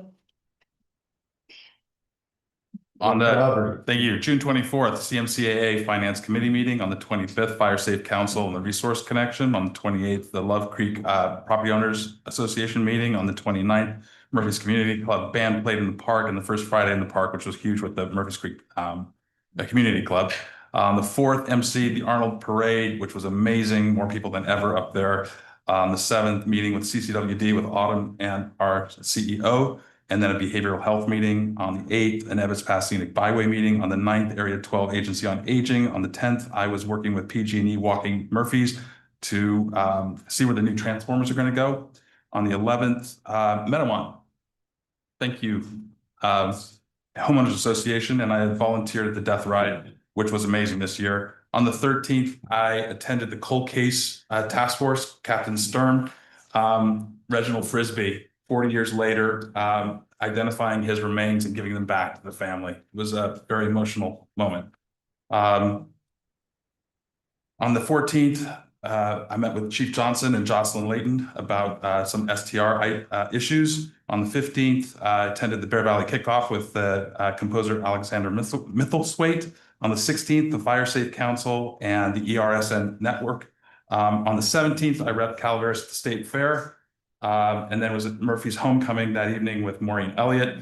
On the 18th, I got put in the pokey in the park. 19th, Willie Nelson. He was a legend. I thought he'd come out for 2 songs and he sang for an hour and a bit. Amazing. Night at Ironstone. Again, on the 20th, I want to thank Supervisor Andal for putting that meeting together with our assemblyman. I thought it was very successful. On the 22nd, I met with our new Friends of the Library, Susan Sanchez, who also spoke today. And on the 27th with Supervisor Andal, the Strategic Planning Commission.